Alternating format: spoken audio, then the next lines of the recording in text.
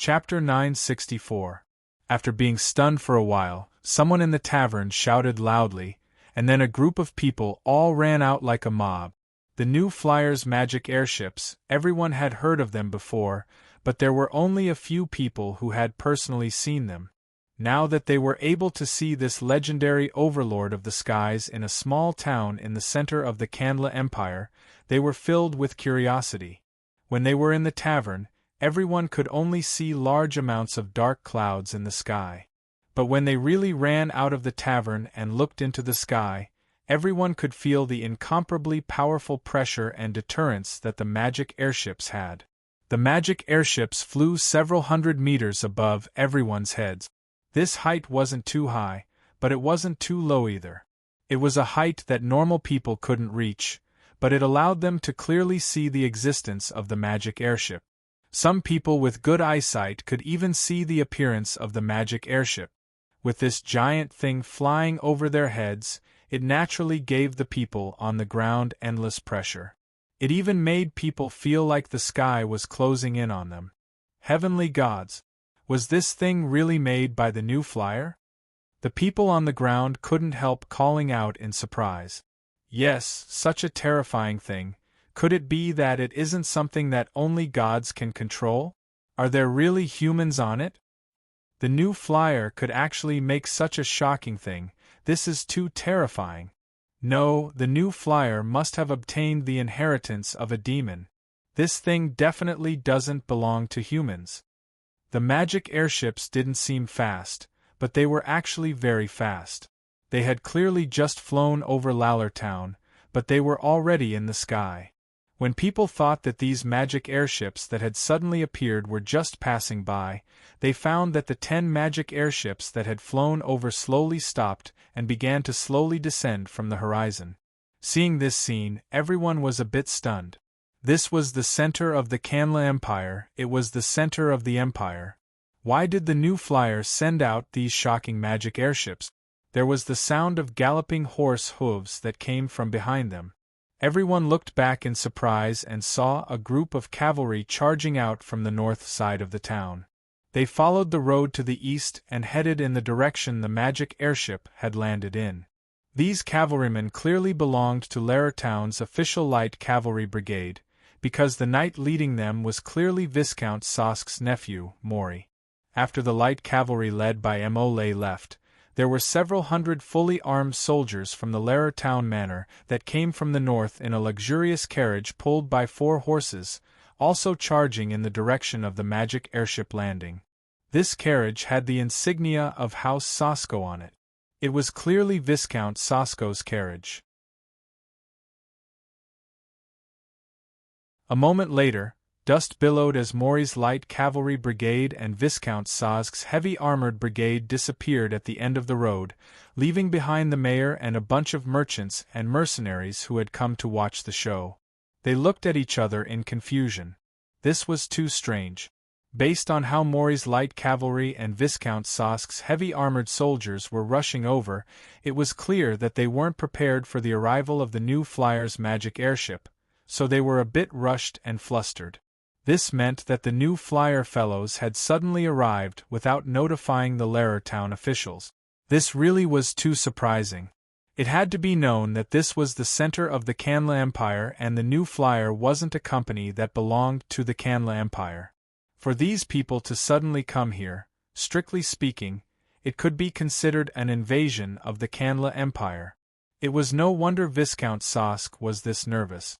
As the highest official here, if he didn't react to the foreign armed forces, who would believe that the 10 magic airships of the Frestek Chamber of Commerce weren't armed at all and were just wandering around, casually invading the Empire's territory, he would definitely be executed. Viscount Sosk's reaction was even more intense. He even brought out all the armed forces in Lallertown and assumed a stance as if he was going to deal with the situation at the highest level. When the light cavalry and heavy-armored soldiers disappeared at the end of the road, the people in the town looked at each other. Several mercenaries suddenly jumped onto their horses and charged off in that direction. If nothing unexpected happened, something big was about to happen today. It wouldn't be worth it if they didn't come out to watch the show. With someone leading the way, almost all the mercenaries in the town followed. After some merchants considered it, they also followed. As merchants, they had to care about everything that happened on the continent because there were business opportunities hidden in everything. Not to mention that this time it might be a direct conflict between the New Flyer and the Canla Empire, so it had even more value. So after a while, the lively Lair town had lost most of its people. Rather, on the road to the setting sun valley in the northeast, there were countless clouds of dust. Among these people, the first to arrive was of course Mo and the Lair town Manor's light cavalry brigade he led. When they could see the setting sun valley in the distance, Mo finally caught up to the 10 magic airships that had already landed. At this time, the doors of the 10 magic airships were all open and there were people wearing the uniform of the New Flyer carrying things out of the magic airship. Seeing the strange things these people were wearing, he could tell that they weren't toys with a single glance. Then he saw the fierce-looking large machines they were carrying out of the magic airships. Mo couldn't help feeling a chill in his heart. He and his uncle Viscount Sosk were only guessing before, but now that he saw these people and these strange machines, he was certain. These people were definitely the guards of the New Flyer, and what they were carrying were all kinds of powerful military magic machines. As for the thick steel pipes that had appeared in the open space, it was very likely that they were the famous magic cannons. But the problem was, why did the guards of the New Flyer suddenly come here for? Why did they bring these incomparably powerful magic cannons here for? After hesitating a bit, Mo calmed himself and urged his horse over. However, after taking 2 steps, the 2 guards of the New Flyer suddenly moved. They raised a strange cylindrical object that they pointed at Mo and said in a low voice, "The New Flyer guards are currently on duty. Unrelated people are not allowed to approach." Mo was surprised before flying into a rage. This was the territory of the Canla Empire. These fellows who came from other places actually dared to say, unrelated people are not allowed to approach to him. After looking over these people, Mo suppressed his rage. He cleared his throat and said to the 2 New Flyer guards in a deep voice, "I am the commander of the Canla Empire's Lair town in the Tagra province, Mo Sosk, the highest military officer in this area." "You are the guards of the New Flyer? Why did you suddenly come here? Did you receive the approval of the Empire?"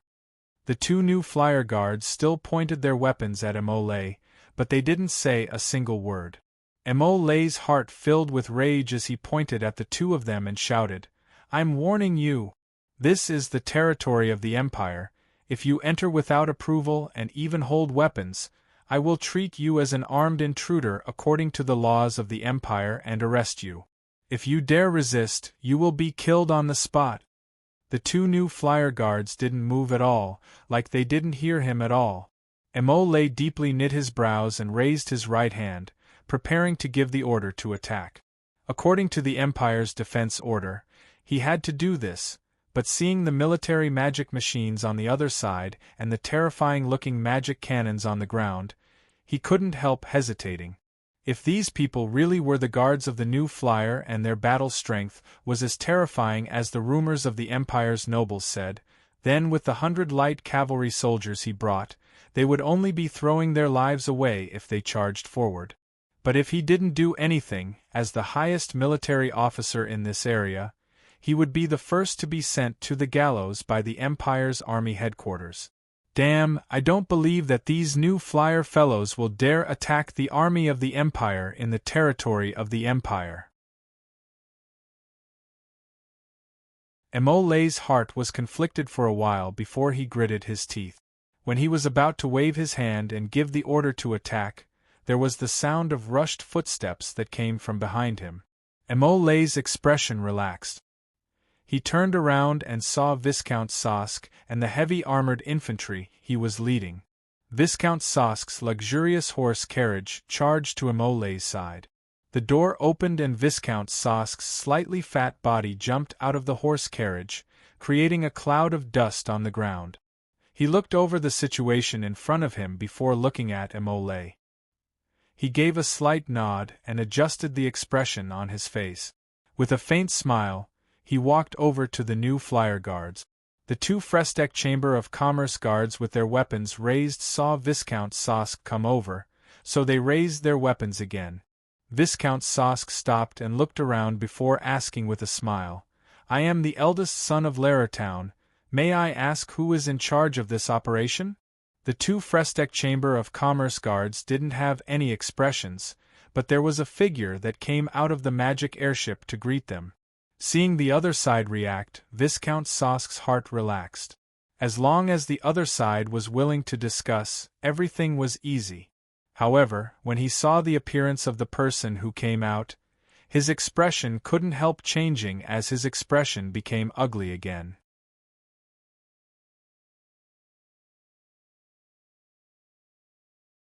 Chapter 965. When Viscount Sosk received the news that the new flyer's magic airship had suddenly appeared, he immediately understood that the new flyer was definitely looking for trouble this time. The normal citizens didn't know the reason, but as the mayor of Laratown, he was very clear that because the new flyer's transport convoy had been wiped out in the setting Sun Mountains without a single survivor, the new flyer was putting a lot of pressure on the Kandla Empire. Actually, if it was a normal company or a company from another country that had an accident in the Kandla Empire, the Kandla Empire would at most give a perfunctory response and wouldn't care at all. But the new flyer wasn't a normal company. Even if the relationship between the Kandla Empire and the new flyer was a bit awkward, or even hostile, in the past 2 years, because the new flyer's military magic machines had become more and more powerful, the Kandla Empire had no choice but to face the new flyer and take the initiative to cooperate with the new flyer. After cooperating, the Kandla Empire found that the importance of the new flyer wasn't just in terms of military magic machines. In terms of civilian magic machines other than the military magic machines, the various inventions of the new flyer were even more important, helping the Kandla Empire solve many important problems. So as time passed, even the most stubborn southern province's Governor Duke Windsor, who opposed the Frestec Chamber of Commerce the most, was forced to put down his face and secretly cooperate with the Frestec Chamber of Commerce. The entire Kandla Empire realized the benefits that the new flyer brought to the Empire, so there was more and more demand for cooperation between the Empire and the new flyer. When something happened to the new flyer's caravan in the setting Sun Mountains, the new flyer immediately put pressure on the Kandla Empire, with the most direct pressure falling on Viscount Sosk. However, Viscount Sosk didn't know much about the situation of the bandits in the setting Sun Mountain range. He didn't have any clues about the attack on the Frestec Chamber of Commerce's caravan, so it was impossible for him to give an answer in a short period of time. After a long time, the upper echelons of the Empire also knew about the situation, so they didn't force Viscount Sosk and gave the new flyer a perfunctory explanation. It's said that in order to satisfy the new flyer, the upper echelons of the Empire even gave them preferential conditions. Just based on this, it could be seen how much importance the Kandla Empire placed on the new flyer. But the new flyer refused to agree, insisting on the investigation results of the Kandla Empire. The new flyer's strong attitude finally angered some of the upper echelons of the Empire, so both sides parted on bad terms. Viscount Sosk thought that this matter would end here because whether it was the Kandla Empire or the new flyer, they clearly needed to cooperate with the other side. A small problem like this wouldn't stop their cooperation. Although the new flyer had suffered a loss this time, they could only accept it in the end. After all, the Kandla Empire was one of the two empires above the signs, so for any company, they weren't willing to give up this market. However, Viscount Sosk had finally escaped from this matter and had only relaxed for a few days when he received the shocking news that the new flyer's magic airship was flying over. Viscount Sosk was certain that he didn't receive any notice about this ahead of time. This meant that the new flyer didn't apply to the Canla Empire for this operation at all and acted on their own. For a company from another country like the new flyer to send people into the Canla Empire's territory was a serious crime. It wasn't something that the Canla Empire could tolerate at all. But Viscount Sosk was very clear that this matter couldn't be blown up, otherwise the weak cooperation between the new flyer and the Canla Empire might collapse. It could be imagined what kind of influence this would have on the Canla Empire. It wasn't something a small viscount like him could take on. So even if he had sent all his soldiers over as soon as he received the news, he didn't have any plans to make a move at all. First, it was because he didn't dare take the responsibility of exchanging fire. Second, he definitely couldn't beat them. Just a few hundred soldiers. It was impossible for them to be a match for the new flyer's guards, who were equipped with the most advanced military magic machines. This was something that Viscount Sosk was very clear on. When he saw the fierce-looking magic cannons on the ground, he was even more certain of this. So his goal was to have a peaceful discussion. But when he saw the person who came out of the new flyer, he instantly cut off half of this thought. Because this person wasn't a human, but rather an elf. All the humans on the signs, or rather all the races, knew that the elves were the most stubborn race on the continent. There was no other race that could compare. If the commander sent by the new flyer for this strange mission was a human, Viscount Sosk would have 100 methods to convince them to sit down and talk. But the commander this time was an elf, so his 100 methods wouldn't work at all. Viscount Sosk squeezed out a smile as he watched the male elf wearing the uniform of the new flyer's guards come over. He gave a cough and deliberately said in a very serious voice, "Are you the new flyer's guards? Why did you suddenly come here?" He didn't mention anything about illegally entering the country or privately carrying weapons at all. The male elf looked over Viscount Sosk and didn't plan on replying at all. He coldly said, "Human, this matter isn't related to you. I hope that you can immediately leave with your subordinate." Viscount Sosk took a deep breath. He thought that this elf in front of him really was the same as the elves in the legends. He didn't give him a chance to talk at all. After pausing, Viscount Sosk asked with a serious look, "Your actions this time, were you ordered by Chairman Sue?" The male elf was still expressionless. "This has nothing to do with you. Human, leave immediately. This is my last warning." Viscount Sosk's expression froze. After taking a deep breath, he quickly said, "No matter what, I have to remind you. You are now in the territory of the Canla Empire.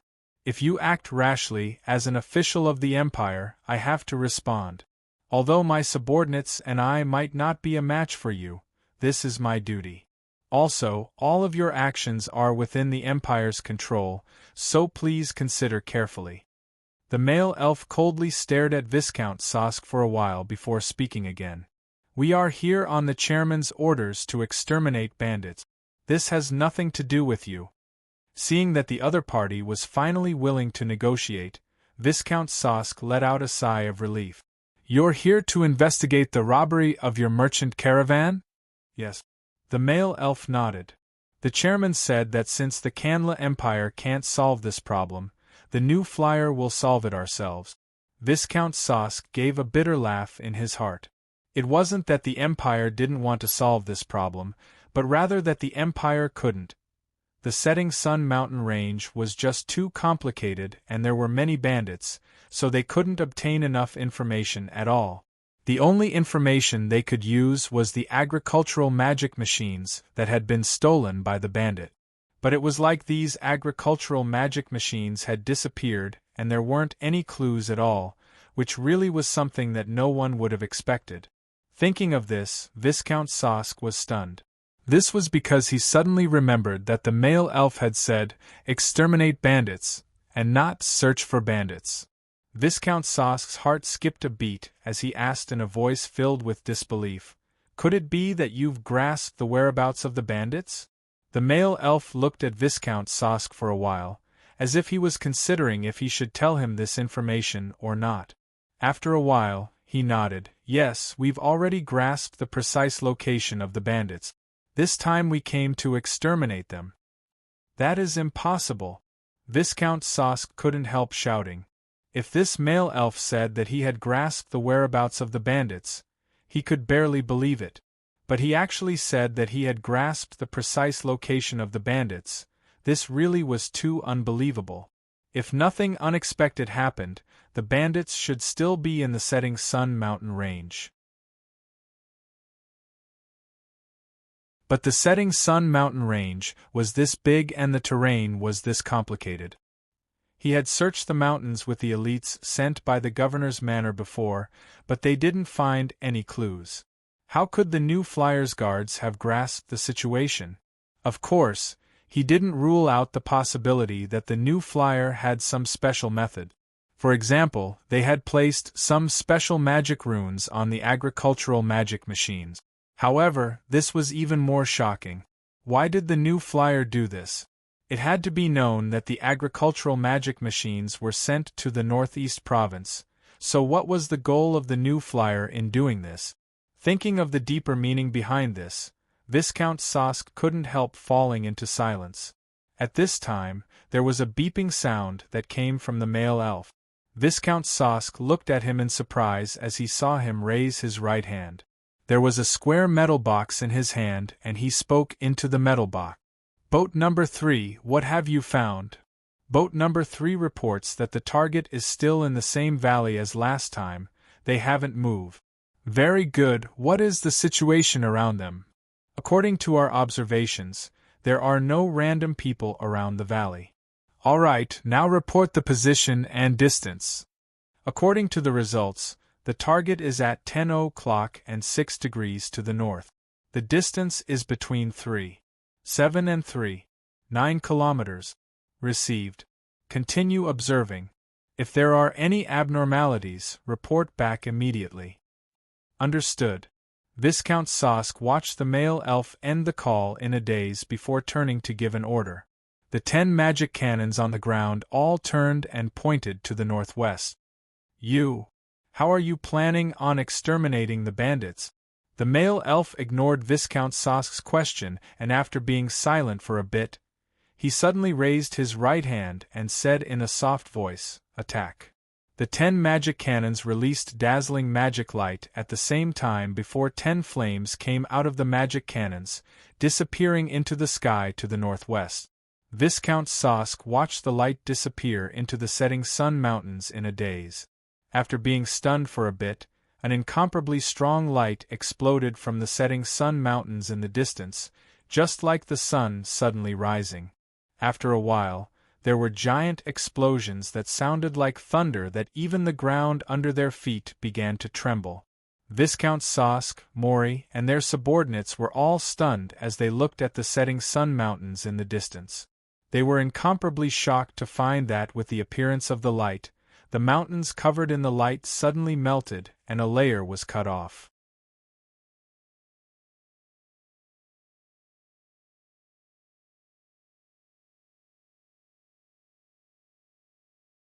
Chapter 966. The actions of the new Flyer Guards in Lallertown were spread to countless countries and regions of the signs through the mouths of countless mercenaries and merchants. Most people's first reaction to this news was that the new Flyer was crazy. What kind of place was Lallertown? That was the territory of the Canla Empire. Heavens above! The Canla Empire was one of the 2 most powerful empires on this continent. Strictly speaking, even the Mala Empire was slightly inferior to the Canla Empire in terms of overall strength. Because of this, the Canla Empire had always been high above the other countries in the signs. It had always been them stirring up trouble in other countries. When was it the turn of others to stir up trouble in the territory of the Canla Empire? Moreover, this time, it was only a mere merchant that stirred up trouble in the territory of the Canla Empire.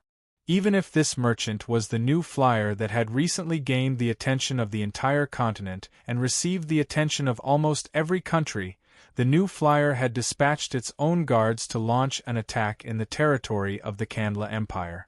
Moreover, it was an action without the official approval of the Kanla Empire. This was simply not putting the Kanla Empire in their eyes. To the Kanla Empire that had existed on this continent for nearly 1,000 years and had always been one of the most powerful countries, this was undoubtedly a disgrace. How could they tolerate this? Of course, apart from paying attention to the follow-up reaction of the Kanla Empire, most people were actually more concerned about the specific circumstances of this matter. According to rumors, the new flyer guards had launched this operation to eliminate a group of bandits that had previously robbed the new flyer merchant fleet. This point was understandable. However, according to the contents of the rumors, the new flyer guards had actually launched an extremely terrifying attack in order to eliminate this group of bandits. They had even forcefully shaved off a layer of the setting sun mountain range. This was truly too frightening. Although there were rumors of the might of the new flyers' military magic machines, in the previous battles where the military magic machines had been displayed, there had never been a time when they had been this crazy. If the Lampari Kingdom's northern army had this kind of terrifying military magic machines, the Sak Kingdom wouldn't have been able to resist the Lampari Kingdom at all. Perhaps they would have been flattened by the Lampari Kingdom as soon as the war began, right? There were many people who had doubts about this rumor because they didn't believe that the new flyers' military magic machines were this terrifying. But among these people didn't include the high level of the Kanla Empire. The Kanla Empire. The most honorable emperor of the Kanla Empire had a detailed report in front of him.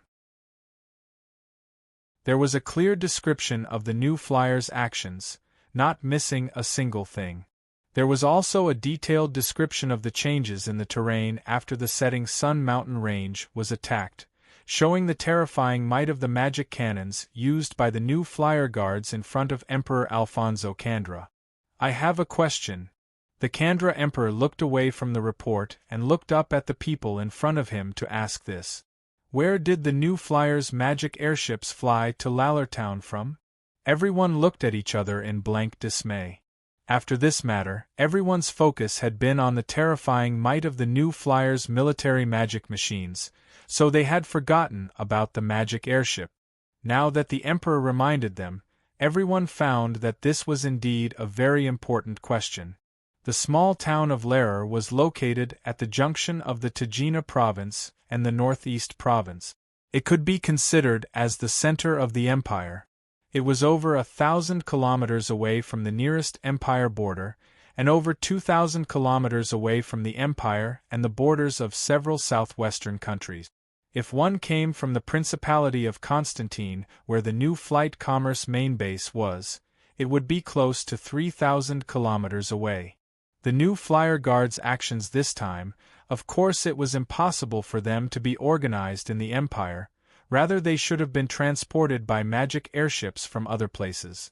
There was no doubt about this, but where did the magic airships fly into the empire, and how did they fly all the way to Lallertown, only being discovered when they were about to land?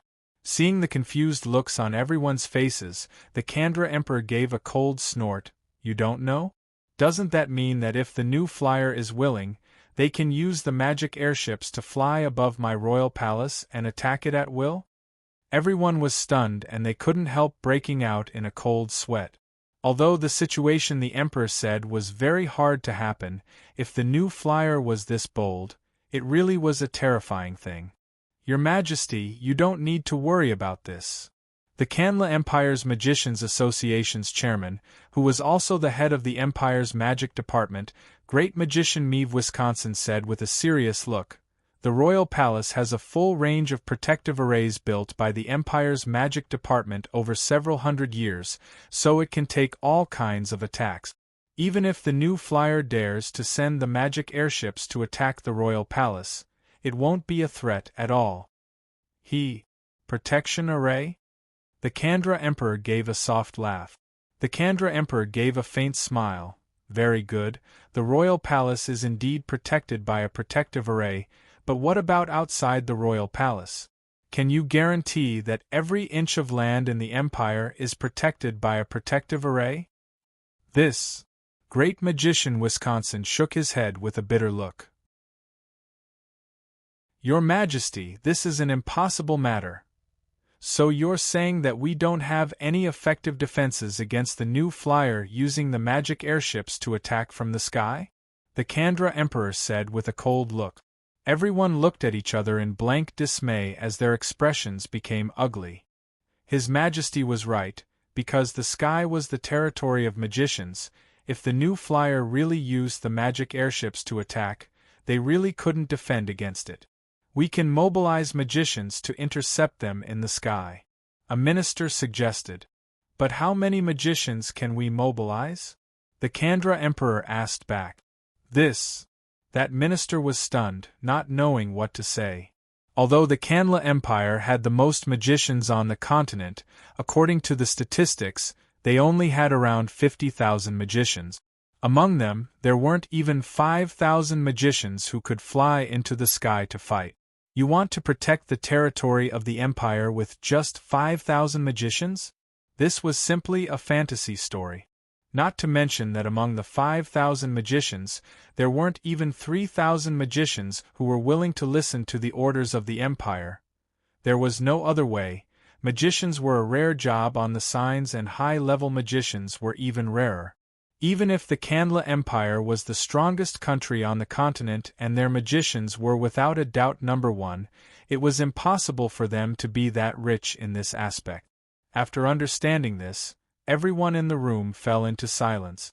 They knew that there was danger in the Emperor's question, but they couldn't think of a solution at all. Your Majesty, I think. After a while, a minister hesitantly spoke. I think that the new flyer wouldn't be bold enough to declare war on the Empire, right? The others all turned to look at this minister with strange looks in their eyes. If the new flyer wasn't bold enough, how could they have sent guards to do this? Facts proved that this new flyer, or rather the new flyer's chairman Su-Yi, was a madman. There was nothing that he didn't dare do. Not to mention that the respected Kanla Empire, could it be that they had to pray for the benevolence of others? Your Majesty, your worries are very reasonable. I feel that we must attach importance to this. The highest commander of the Kanla Empire's army, Marshal Campbell Sudirman, said in a deep voice, "We definitely can't allow this hidden danger to exist. I suggest that we strengthen the surveillance of the skies on the borders and in all areas of the Empire. We definitely can't allow the new flyer's magic airships to come and go like this again." Very well said, but this is meaningless. A smile filled with ridicule appeared on the Kandra Emperor's face. A mocking smile appeared on the Candlelight Emperor's face. How are you planning on strengthening the surveillance of the skies? Normal soldiers can't find the magic airships flying several hundred meters or even over 1,000 meters in the air, but magicians. Can you find that many magicians? Marshal Sudirman was speechless. This returned to the original problem. In front of the new flyer's magic airships, the Kanla Empire couldn't come up with a solution at all. The sky, this was a domain that normal people couldn't reach. Now that the new flyer's magic airships could fly freely, no one else could do the same. Although magicians could also fly in the sky, the magic airships could be mass-produced. Magicians, especially high-level magicians, couldn't mass-produce them at all. Could it be that there really wasn't a way to solve this problem? Everyone's faces were heavy because they couldn't think of a way to solve this problem. After a while, there was a long sigh that sounded. Your Majesty, I feel that we should let go of those meaningless reservations and open our arms to cooperate with the new flyer. The one who spoke was the oldest minister in the room, the one with the highest prestige, and the one with the most trust of the Emperor, the chairman of the Kanla Empire's Council of Elders, who was also the Empire's Prince, Cruz Kanla. He was the Emperor's uncle, and since he helped the Emperor take the throne, he rarely expressed his opinions on the internal affairs of the Empire. This time, he had unexpectedly spoken up. Seeing the doubtful gazes of everyone including the Kanla Emperor, Prince Kanla spread his hands with a bitter smile. Your Majesty, it's clear that we don't have the ability to deal with the new flyer's surprising magic machines. Moreover, it's clear that we don't have the ability to destroy the new flyer, so the only choice left for us is to cooperate. Everyone slightly knit their brows. Although Prince Canla was speaking the truth, it made people feel very uncomfortable when they heard it. The Canla Empire was one of the two empires of the continent. Could it be that they were planning on lowering their heads to a company? I've said it before, let go of those meaningless reservations and arrogance. The empire being able to stand on the continent for all these years isn't because of these meaningless things, rather it's because of the pursuit of benefits. Since we can't solve the problem brought by the new flyer, of course we have to cooperate with them. Take the magic airships as an example. As long as we have enough magic airships through our cooperation, the new flyer won't be a problem. But if we make the wrong choice now, not mentioning the new flyer, we will quickly be thrown far behind by our greatest enemy, the Mala Empire. At that time, it will be the true crisis of the empire. Hearing the words Mala Empire, everyone's expressions turned cold. It was different from the Canla Empire. The cooperation between the new flyer and the Mala Empire had always been very smooth. Moreover, according to the reports, the Mala Empire had ordered a batch of magic airships from the new flyer. If the Mala Empire had enough magic airships in the future, adding in large amounts of military magic machines, once the Mala Empire went to war with the Canla Empire, it wouldn't be as simple as the Canla Empire facing a crisis. After being silent for a while, Emperor Canla gave a sigh.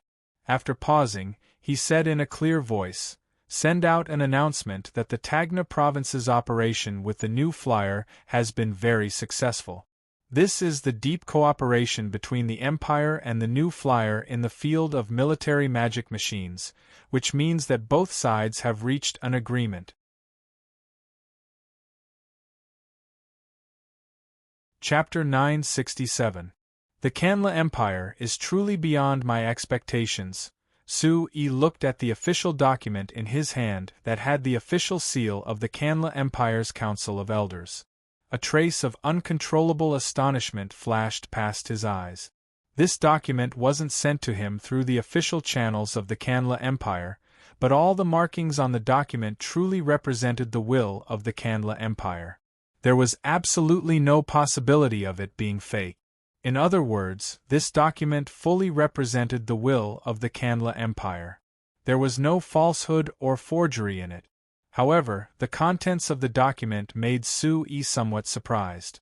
Because in the document, the Canla Empire, for the first time in a very official name, made some requests that could be seen as cooperation with the new flyer. This was a huge change compared to the ambiguous attitude that the Canla Empire had with the new flyer in the past. Although it still wasn't like the Mala Empire that clearly expressed their desire to cooperate with the new flyer, the sincerity revealed in the document was full. When the Canla Empire's guards were sent to Lair Town to eradicate the bandits, Su-Yi was mentally prepared and prepared for all possible reactions from the Canla Empire. However, he didn't expect that the Canla Empire's real reaction would be completely beyond his expectations. Just a few days ago, the Canla Empire took the initiative to announce to the public that the new Flyer Guard's military operation in Lair Town was carried out in cooperation with the Canla Empire's officials. In this operation, the new Flyer Guards fully demonstrated to the Canla Empire the powerful role of military magic machines in suppressing bandit. The Canla Empire was very satisfied with this, and also highly praised the new Flyer Guard's excellent use of military magic machines and their valiant military qualities. The Canla Empire's officials also said that through this operation, the Canla Empire's military and the new Flyer Guards had gained a deeper understanding of each other. The two sides would definitely further cooperate in the new mode of warfare led by military magic machines. The Canla Empire's military also showed a greater interest in military magic machines. In summary, the Canla Empire took full responsibility for the new Flyer Guard's unauthorized actions.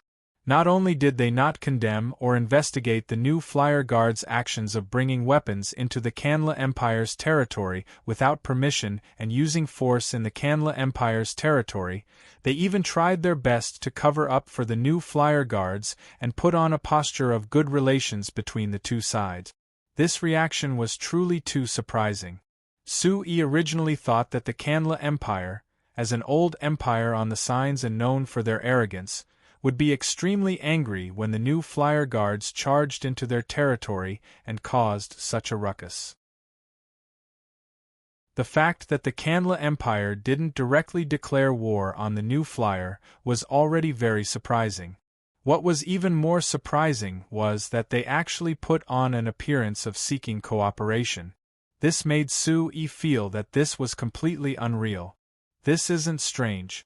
The Kanla Empire has been able to stand on this continent for so many years and has always been one of the strongest empires. Of course, they know how to adapt to circumstances and have their own uniqueness. Teacher Carmilla expressed her disdain towards Suyi's reaction. If the people of the Kanla Empire were all a bunch of hotheads, they would have been destroyed countless times by other empires. But isn't this a humiliation to them? Can they really take this lying down? Sui still didn't dare to believe it. What can they do even if they can't take it lying down? Teacher Carmilla rolled her eyes at Sui. Are they going to send their army to declare war on our Chamber of Commerce? Unless they're crazy, how can they not see the qualitative difference in military strength between the two sides that can't be made up? Kid, don't think that I can't see that you took the initiative to provoke the Kanla Empire this time because you have a strong backing, right? Ha! Sui looked up at the sky and laughed. I just want to use this operation to give a warning to those who are secretly trying to make a move against our Chamber of Commerce. If they want to make a move against us, they have to consider their own strength first. If that's the case, Teacher Carmilla thought for a while and suddenly clapped her hands. I remember how to describe it now. The Kanla Empire is completely unjustly implicated, right? Sui couldn't help but roll his eyes. He had only used the phrase, unjustly implicated, a few times in private conversations with Steele. He didn't think that even Teacher Carmilla would use it now. It's not right to say that I'm unjustly implicated. The reason why I purposely chose to take this operation in the Kanla Empire was to give the Kanla Empire a warning. Sui chuckled. I just want to let them know that our Chamber of Commerce's military magic machines are this strong.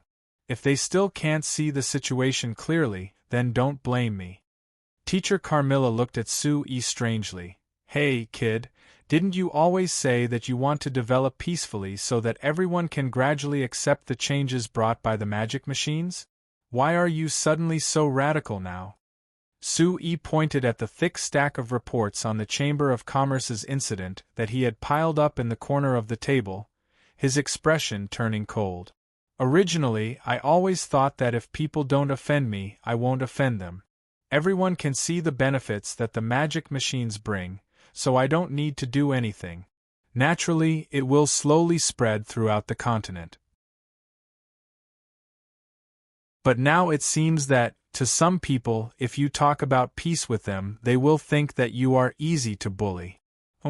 They just have to force me to get angry and teach them a lesson. Only then will they learn to be obedient. Teacher Carmilla sighed and shook her head.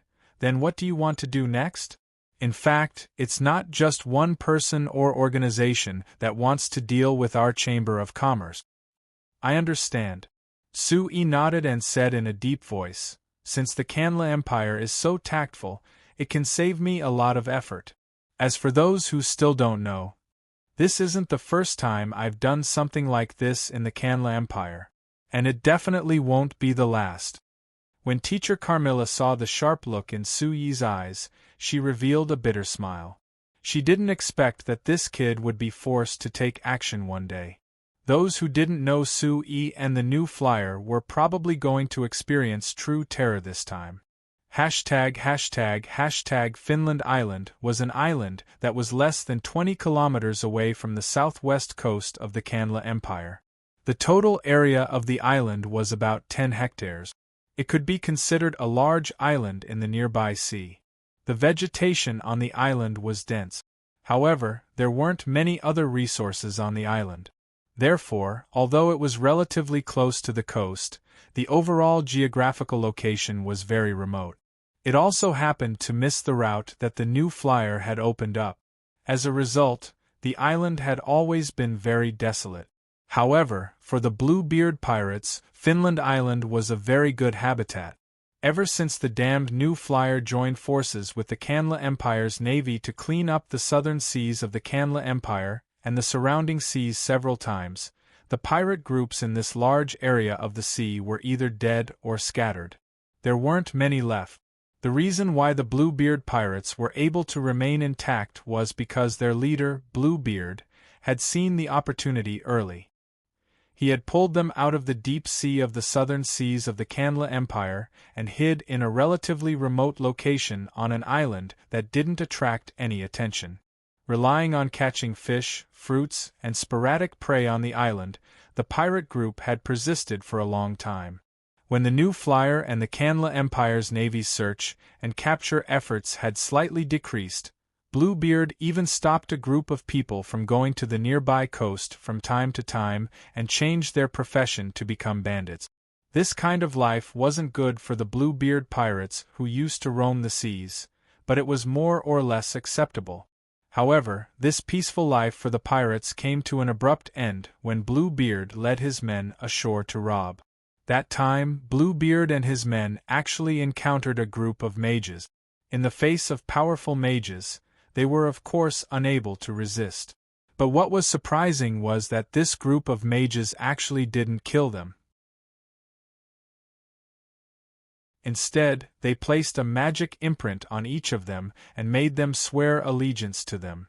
Thus, Bluebeard and the remaining 200+ men became the subordinates of this group of mages.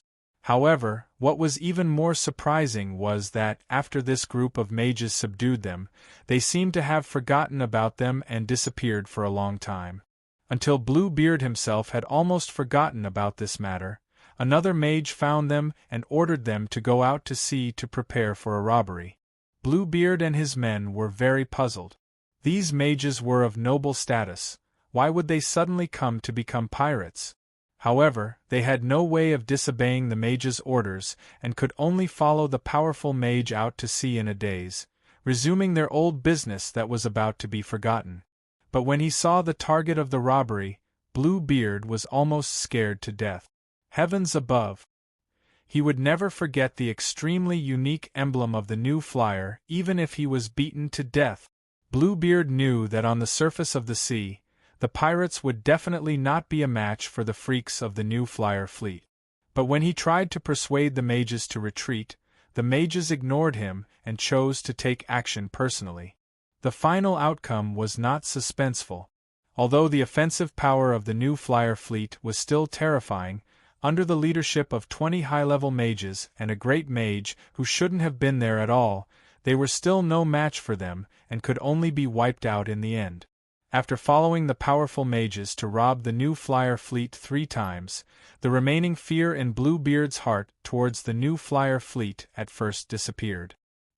He firmly believed that under the leadership of a powerful great mage and 20 high-level mages, they were simply an invincible existence.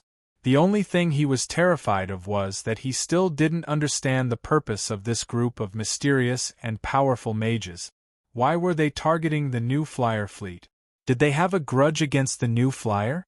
Unfortunately, no matter how strong the doubts in his heart were, Bluebeard wouldn't choose to ask those mages. He was very clear that the more he knew, the faster he would die. Of course, even if he didn't know anything, he was afraid that he wouldn't be able to escape the fate of being killed by these mages. He was sure that these mages were definitely doing something that couldn't be exposed, and he, a mere pirate, was not more important than an ant in the eyes of these mages. In the end, in order to keep the secret, he could only die. With this thought in mind, Bluebeard had already made all the preparations when he set off again under the orders of the mages to rob the fleet. As long as there was a chance, he would leave the mage's side immediately. As long as he could jump into the sea, then with his many years of experience making a living on the sea, there was at least a 40% chance of him surviving. Although this probability was less than 50%, it was much better than staying by the side of those mysterious mages and dying for sure. Bluebeard, who was secretly planning, commanded his subordinates to drive a dozen broken ships and a few giant steel ships seized from the new flyer fleet. It didn't take long for them to encounter a fleet that was sailing across the boundless endless sea. This fleet was made up of giant steel ships, and a flag with half a wing fluttered on the mast. Without a doubt, this was the new flyer fleet. Chapter 968. Seeing the new flyer's fleet appear, Bluebeard immediately gave a signal to his subordinates on the ship and silently retreated to the side. He was very clear that with his old wooden ships, it was impossible for them to be a match for the powerful sea monsters of the new flyer. At the same time, those mysterious magicians were very clear on this. So when they attacked the new flyer's fleet 3 times, Bluebeard and his subordinates were only in charge of controlling the ship. As for the specific attacks, they were all left to these mysterious and powerful magicians. Although the new flyer's fleet had powerful firepower, when faced with 20 high-grade magicians and an incomparably powerful great magician, they still couldn't resist. This time, it was clearly the same. Seeing that Bluebeard and his subordinates had retreated, the 23 adept magicians that were spread out on the ships began to move together. In the blink of an eye, countless large fireballs came out of the ships and flew at the new flyer's fleet in the distance.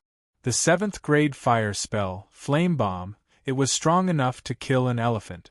Even the thick steel plates of the new flyer's ships couldn't resist this powerful spell. Hong, hong, hong, hong. The Frestec Chamber of Commerce's fleet was made up of 2 giant transport magic ships and 8 smaller magic guard ships. When faced with this dense barrage of flame bombs, other than the 8 magic guard ships dodging a few with their high mobility, the remaining flame bombs were all concentrated on the 2 large transport magic ships, creating intense explosions. Bluebeard, who was hiding in the back, saw the flames on the other side, and he felt a bit of joy in his heart.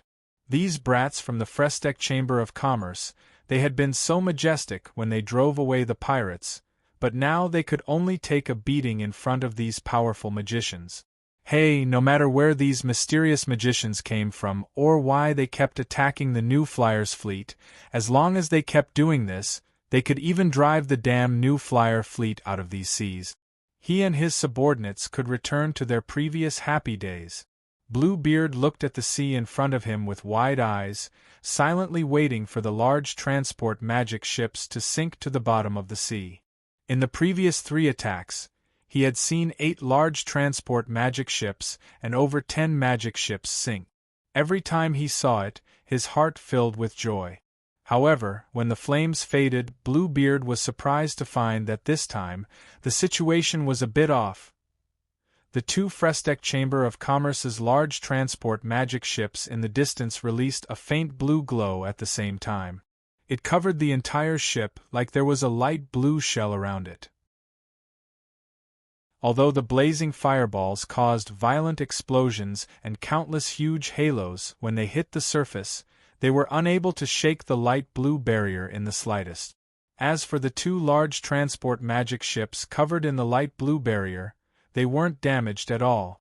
They didn't even sway at all as they steadily sailed on the endless seas. My God! It's actually the Deep Blue Protection Array. The high-grade magician standing in front of Bluebeard was stunned as he saw the 2 large transport magic ships, and he couldn't help calling out in a loud voice. It really is the Deep Blue Protection Array. Are those fellows from the new flyer crazy? Another high-grade magician on the same ship also called out in a loud voice. Bluebeard naturally didn't understand what this Deep Blue Protection Array was, but it seemed like it was related to the light blue barrier around the 2 large transport magic ships. He looked at the 2 ships in the distance and didn't find it strange. The new flyers' fleet had been attacked 3 times in a row. If they didn't think of a way to defend, they would be too stupid. He didn't know why these 2 advanced magicians, who had always been arrogant in front of him, were so surprised. Of course he didn't know that the Deep Blue Protection Array was a 9th grade water magic array. Moreover, it was known as the strongest defensive magic array other than forbidden spells. In front of the Deep Blue Protection Array, not to mention the 7th grade flame bomb being 2 grades lower, it was completely suppressed, so of course it couldn't pose any threat to the array. But to lay down one of the strongest 9th grade magic arrays like the Deep Blue Protection Array, even a normal 9th grade magician would find it hard to do it. To cover the large transport magic ships with this Deep Blue Protection Array, the amount of magic needed was even more shocking. It was not something a normal 9th grade magician could withstand, only great magicians had a chance of doing it. But now in front of everyone, there were 2 large transport magic ships covered in the Deep Blue Protection Array. This also meant that in the new flyers' fleet, there might be 2 great magicians hiding. There were soft and even faint footsteps that came from behind Bluebeard. If it wasn't for Bluebeard being vigilant all year round and his hearing being very sharp, he would have missed these footsteps. Hearing these footsteps, Bluebeard knew that the leader of these mysterious magicians couldn't help appearing. Turning around, there was a man wearing a jet-black robe who didn't hide the fact that he was a great magician. He walked past Bluebeard and came to the mast of the ship, looking at the 2 large transport magic ships with a serious look. The 2 high-grade magicians looked at him with doubtful gazes. Great Magician Glowfin, look, Great Magician Glowfin gave a soft snort. It's impossible for the new flyer to send 2 great magicians to protect a trivial fleet. This must be something the new flyer made. Increase the power of our attacks, they definitely won't last long. The 2 high-grade magicians looked at each other with a bit of doubt in their eyes, but they still sent out the attack signal. Then they attacked the new flyer's fleet again. However, when they raised their hands, they suddenly found that there were countless red dots on the surface of the sea that instantly turned into giant fireballs. The expressions of the 2 high-grade magicians changed and they quickly gathered their magic, creating a light blue wind magic barrier around the ship under their feet. Pung pung pung pung. Countless fireballs continuously hit the magic power shield, causing waves of magic power ripples to appear on the shield. However, not a single fireball was able to break through the shield and was completely intercepted. Great Magician Glowfin had a smile of contempt on his face as he said with a cold snort, I thought that after those fellows from the new flyer suffered a few blows, they would become more obedient. I never thought that they would still use fireballs that can't even compare to 5th grade fire magic. He stood with his hands clasped behind his back, looking like he was casually herding sheep, but the 2 high-grade magicians in front of him were complaining in their hearts. Although the power of the attacks from the new flyer's fleet couldn't compare to the most common 5th grade fire magic, there were simply too many of them. They didn't know what kind of medicine the new flyer's fleet had taken, but once they did, it was incomparably dense and they didn't seem like they would stop. From the moment the fireballs appeared, they kept shooting over, as if there was a rain of fire on the surface of the sea. Even if the fireball's power wasn't a concern, the frequency of the attacks was too terrifying. It was to the point that the magic in their bodies was quickly decreasing, and in a few breaths of time, half of it had already been consumed.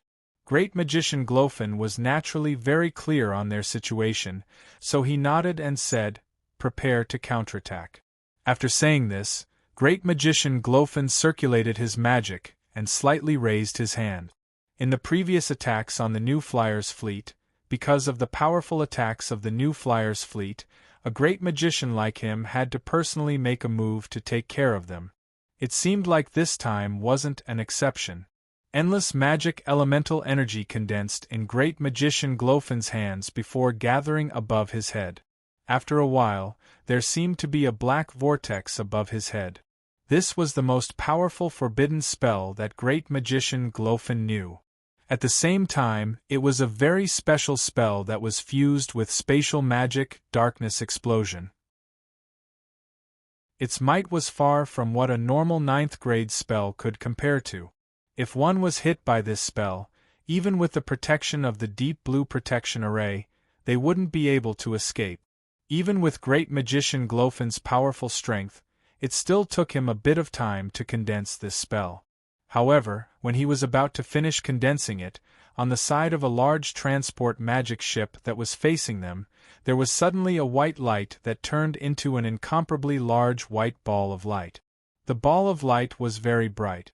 Even though it was over 2,000 meters away, it was still very bright, but the strange thing was that it wasn't dazzling at all.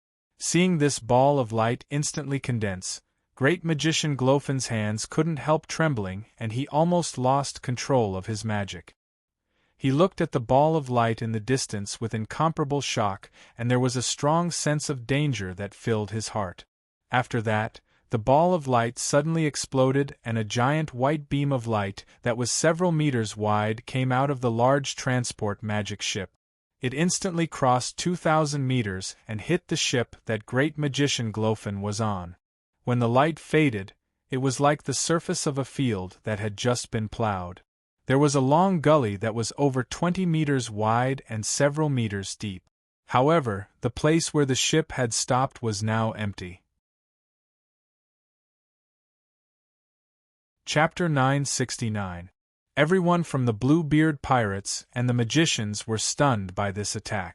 While they were speechless, on the large transport magic ship that had released this attack 2,000 meters away, there was also a deathly silence.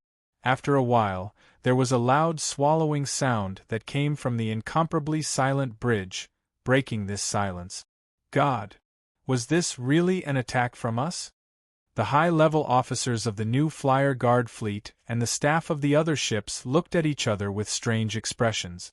After a while, Garn Sauron, who was wearing the uniform of the new Flyer Guard fleet and was also the commander of this operation, gave a cough before saying in a deep voice, "All right, it isn't like everyone hasn't seen the might of the Dawn Fury cannon in the drill before. What is there to be surprised about? Don't be in a daze. Battle team, immediately prepare for the next battle. Our enemies haven't disappeared yet." Yes. Yes. With a series of responses, the people in officer uniforms began to work. Garn Sauron gave a cough, and when he was about to speak, a middle-aged man in a white robe standing to his right suddenly knit his brows. "Commander Sauron, I have to remind you that maintaining the shield consumes 370 mois of magic per minute. Since it was activated, it has been maintained for over 10 minutes and has consumed close to 4,000 mois of magic. The Dawn Fury cannon that you ordered to fire just now consumed 1,800 mois of magic. Currently the magic crystals in the ship can only convert around 16,000 mois of magic, so please pay attention to the consumption." "There's still 16,000 mois of magic crystals left?" Garn Sauron stroked his chin and calculated in his heart before laughing. "Isn't there still a lot left? All right, it's enough. Pass down the order and the 2 large transport magic ships will continue to maintain the shield, but they won't use the Dawn Fury cannon. The other 8 magic ships will be responsible for attacking. Brothers, today we will definitely feed these bastards to the fish. Understood?" A high-pitched response immediately sounded from the communicator on the bridge's command deck. However, that middle-aged man wearing a white robe coldly said, "Commander Sauron, I have to remind you again. This time, Sir President has requested to capture him alive." Garn Sauron rolled his eyes helplessly and turned to look at a man in a black robe who was resting on a chair with his eyes closed. "Great Magician Runa, it looks like we still need you to make a move." Great Magician Runa opened his eyes and his lips curled into a dangerous smile. "Hee, that's good too. I haven't exercised for a long time. Anyway, I've collected enough observation data for today. Let me have some fun next." After saying that, he snapped his fingers, and his surroundings suddenly fell into a ball of darkness. Then, he disappeared. Hashtag Great Magician Glorfin floated in the air with a dozen high magicians following him. Everyone lowered their heads to look at the surface of the sea, which still hadn't calmed down. They were all extremely shocked. What was that white light just now? With just a sweep of the light beam, a huge ship actually disappeared into thin air? This kind of terrifying might, it was almost on par with a forbidden spell. But if the new flyer's large transport magic ship could casually release an attack that was comparable to a forbidden spell, that was just too terrifying. This kind of attack could even be considered unreasonable. Not to mention the small ships of these pirates, even high magicians like them couldn't resist it. Even Great Magician Glorfin couldn't do anything against a forbidden spell. Perhaps he could easily escape from a forbidden spell, but if he wanted to face it head-on, it was almost impossible. Your Excellency Great Magician, should we continue attacking? A high magician suddenly asked in a hesitant voice. Feeling the panicked gazes of the other high magicians, Great Magician Glorfin turned to look at the new flyer's fleet in the distance. That large transport magic ship that had released that terrifying attack didn't continue attacking, rather it was silently waiting with another large transport magic ship. There were only 8 other magic ships that were quickly moving on the sea, attacking the remaining ships that belonged to the Bluebeard pirate. Without the support of these magicians, the pirates couldn't fight back at all. In just a few breaths, there were several pirate ships that had been turned into giant fireballs by the fierce attacks of the cannons or sunk to the bottom. Great Magician Glorfin focused on the large transport magic ship that had just released the attack. Seeing that it didn't move at all, he secretly let out a sigh of relief. Continue attacking. The other side definitely can't use the same attack again. Moreover, this attack isn't that terrifying, we can easily dodge it. We just need to be a bit more careful.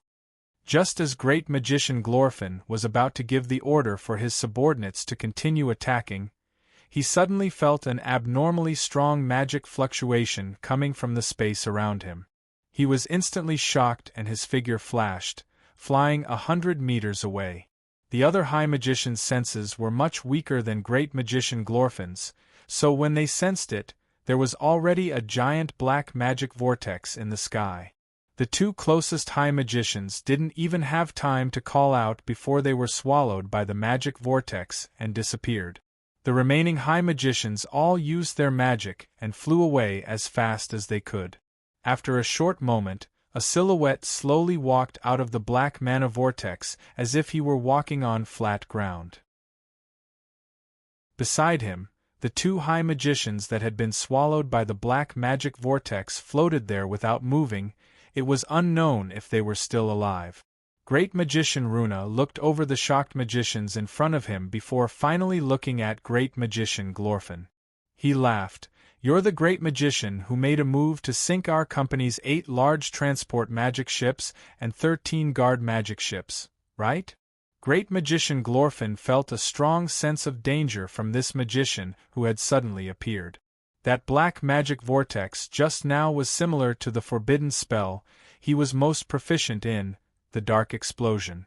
But it was clear that the other side's control of spatial magic surpassed his by more than a level. At least he couldn't freely enter and exit the magic vortex that he had created. If nothing unexpected happened, the other side was at least a great magician and he was far stronger than him. Thinking of this, Great Magician Glorfin immediately understood. Today's attack on the new flyer fleet was definitely a carefully designed trap from the new flyer. Otherwise, it was impossible for the new flyer's large transport magic ships to suddenly have the deep blue protection array and that terrifying weapon. The more important thing was that there shouldn't be this kind of terrifying great magician on the fleet. When his eyes met Great Magician Runa's, Great Magician Glorfin could feel the killing intent in the other side's eyes. His heart skipped a beat and he suddenly took a deep breath. He activated his magic and the space around him began to tremble. At the next moment, his body disappeared in mid-air. The other high-grade magicians were all stunned. Great Magician Glorfin had actually disappeared. Great Magician Runa's lips curled into a teasing smile, but he didn't use his magic. Instead, he raised his hand and said to the small magic communicator on his left wrist, "That fellow wants to escape, drag him out for me." He didn't lower his voice and even deliberately raised it.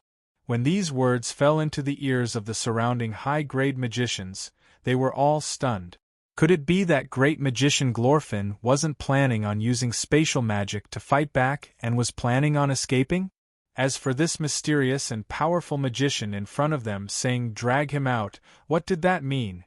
Just as this question appeared in everyone's mind, countless strange black and blue light spots suddenly shot out from the several magic guard ships on the sea below. The light dots flew into the air, and after a while, they exploded in the sky. The originally empty space in the sky suddenly shook violently. These advanced magicians all felt that the magic power in the space that had been bombed was violently vibrating, and the entire space had become abnormally unstable. Great Magician Glorfin's figure suddenly appeared in that space. His face was filled with shock and his expression was a bit awkward. Great Magician Runa looked at him with a teasing gaze. Hey, this space is now within the range of the space magic detector.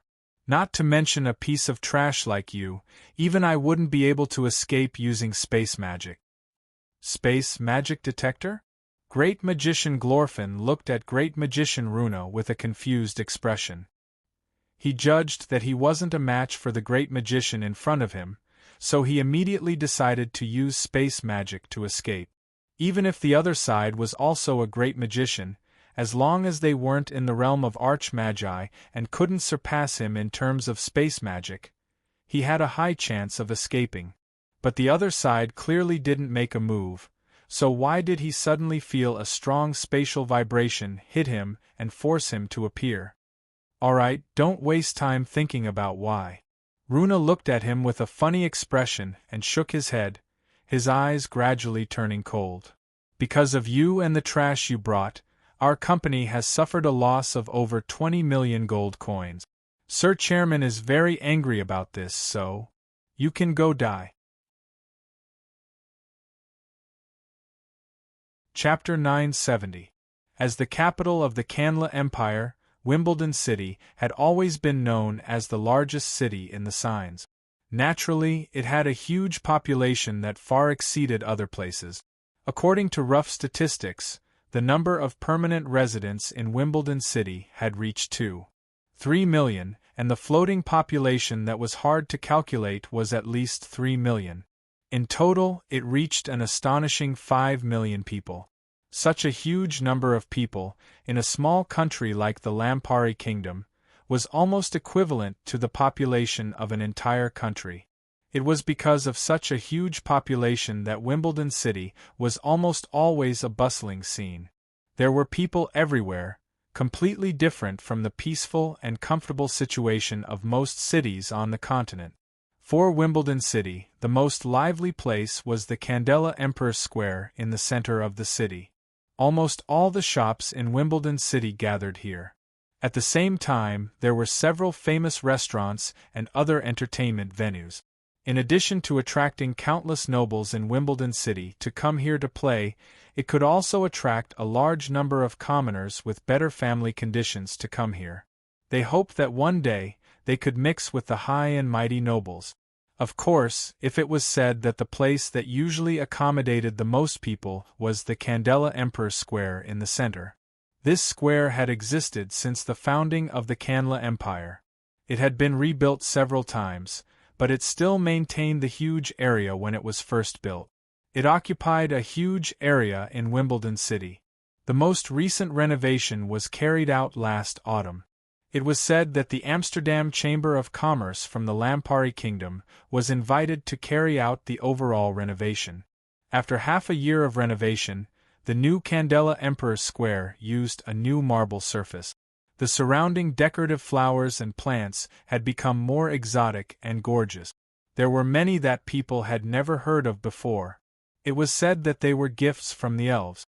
Among the changes in the square, the most eye-catching thing was undoubtedly the magic square lamps erected around the square. Every night, these magic square lamps would emit a bright but not dazzling light, illuminating the whole square as if it was daytime. These magic square lamps were designed by the Frestec Chamber of Commerce, so they were welcomed by everyone. In addition to the changes in some details, there was something that wasn't particularly eye-catching at first, but now it had become the most popular thing in the plaza. That was the large-scale magic illusion projection provided by the New Moon Chamber of Commerce for free. The New Moon Chamber of Commerce not only provided this device, they also provided a large amount of entertainment programs. Among them, there were a few TV series that were popular in the Lampari Kingdom and the surrounding countries. After they started playing in the square, they were quickly welcomed by the people of Wimbledon City. In just a few months, countless people in Wimbledon City had developed a habit. Once the sky turned dark, they would crowd into this square and wait for the New Moon Chamber of Commerce's fantasy TV series to begin. It was the same tonight. It wasn't night yet, but this huge square was already packed with people. With a casual glance, one could estimate that there were over 20,000 people waiting in front of the large magic illusion projector. Everyone was staring at the empty space above the large magic illusion projector with faces full of expectation. When the magic clock hanging high above the square pointed to the beginning of the night, the large magic illusion projector immediately flashed with a faint cyan light. Then the New Moon Chamber of Commerce's logo appeared in the empty space. After a moment, it turned into the large words, News Weekly. The people sitting around the square stared blankly for a moment before understanding. That's right, today was Sunday. It was time for the weekly News Weekly of the New Moon Chamber of Commerce to broadcast. When this News Weekly was first broadcast, people weren't very satisfied. They felt that this program was wasting their precious time watching TV series, but as the News Weekly was broadcasted several times, this program became more and more popular. After all, the News Weekly talked about the major events that happened in various places in the signs. Even if these things didn't have much to do with normal people, people would still watch it out of curiosity and gossip. This week's News Weekly was the same as before. The first thing it broadcasted was a few news related to the Kanla Empire. One of them was related to the new Flyer Guard's actions in the small town of Larer in the Tagna province a few days ago. Before this, the rumors about the sudden actions of the Frestec Chamber of Commerce's guards said that the Frestec Chamber of Commerce's guards acted on their own and didn't receive the recognition of the Kandra Empire. It could be considered an invasion. Although the Kanla Empire's Council of Elders and House of Commons released a statement saying that this action was a joint action between the New Flyer and the Kanla Empire and wasn't an invasion, it was still questioned. Because there were too many witnesses to this action, they didn't see any footage of the cooperation between the Kanla Empire and the New Flyer Guard. Naturally, there would be many discordant voices. However, in this News Weekly, there was a more detailed report on this news. Not only did it reveal that the New Flyer and the Kanla Empire had reached an agreement to jointly attack the bandits and robbers in the Kanla Empire, creating a safe and stable environment for the Kanla Empire to ensure that the caravans of various large companies could safely travel. It even released some specific video footage. The video footage showed that the commander-in-chief of the New Flyer Guards actually led a team to Wimbledon City and met with several generals of the Kanla Empire's military. The atmosphere between the two sides was very friendly, and the conversation was very harmonious. There wasn't any sign of conflict. The supreme commander of the Kanla Empire's military, Imperial Marshal Campbell Sudirman, said that through this joint action, the Empire's military had a better understanding of the power of the military magic machines and the huge role they could play. This was an eye-opener for the Empire's military and laid a solid foundation for the Empire's military to fully replace the military magic machines with the latest and most advanced combat models in the future. Marshal Sudirman also said that in the future, The Kandla Empire's military and the new Flyer Guards will continue to carry out joint actions many times to promote in-depth exchanges and discussions between the two sides. The host of News Weekly summarized this matter in a paragraph. After reading this piece of news, the people in the square suddenly felt that the doubts in their hearts were dispelled. Look, even the great empire's marshal personally came out to prove that this was a joint action with the new Flyer. Could it be fake? After broadcasting the news from the Kandla Empire, the News Weekly began to broadcast foreign news. The first piece of news attracted everyone's attention. 2 days ago, the 2 large transport magic ships and the 8 guard magic ships of the new Flyer's 5th transport fleet were suddenly attacked on their way back to the Principality of Constantine from the Weenie's Duchy. According to the reports, the pirates that attacked the new Flyer's 5th transport fleet were the same as the pirates that attacked the new Flyer's transport fleet 3 times before. With a flash, it turned into the image of the vast sea. When everyone saw this illusion, they all called out in surprise. This was because in this illusion, there were countless balls of light flickering with magical light flying around the surface of the sea. At a glance, one could see that there were many magic casters engaged in battle. The pirates that attacked the new Flyer's transport fleet had over 20 high-grade magicians and a great magician. As soon as his voice fell, the camera in the illusion suddenly zoomed in and fell onto the black magic vortex in the air. Everyone was shocked again. There were actually over 20 high-grade magicians in a pirate group? There was even a great magician? This was too ridiculous. However, the terrifying scenes of magic shown in the illusion fully proved that the news was true. The new Flyer's guard fleet had an intense battle with the pirates on the sea and won in the end. They killed the great magician, 10 high-grade magicians, and several hundred pirates. Apart from that, the new Flyer also captured 3 high-grade magicians and dozens of pirates. According to the testimonies provided by the 3 high-grade magicians and the dozens of pirates, this strange group of pirates came from the Mana Magic Kingdom. The great magician named Groffin, who was killed, was one of the great magicians registered in the Mana Magic Kingdom. Hearing this, the audience couldn't help but reveal an expression of incomparable astonishment. It was already shocking that there were pirates who didn't know what was good for them and dared to attack the new Flyer's fleet. What was even more shocking was that there were so many powerful magicians in this pirate group. It really defied common sense. However, the most shocking thing was that the new Flyer's transport fleet that was attacked actually achieved a complete victory and even killed the great magician. God above! That was a great magician! After that, the scene that the Newsweek broadcasted answered the doubts in everyone's hearts. This video recorded the general situation of the battle between the Fresteck Chamber of Commerce's transport fleet and the enemy. Both sides had been in a stalemate, attacking and defending, but there was a bright light that came from the front of a large transport magic ship. There was an incomparably thick beam of light that cut through the void, directly destroying a pirate ship. Seeing this giant beam of light that seemed to fill the entire world, dazzling everyone with a single glance, everyone was speechless. With this kind of terrifying attack, even a great magician wouldn't be able to block it. New Flyer's CEO Kennard said that since the 20 high-grade magicians and the great magician named Groffin came from the Mana Magic Kingdom, New Flyer will ask the Mana Magic Kingdom about this matter and will reserve the right to pursue this matter. Hearing this, everyone was shocked again. Although the Mana Magic Kingdom wasn't a super empire like the Kandla Empire or the Malo Empire, this kingdom was very special in the signs because it had the most magicians.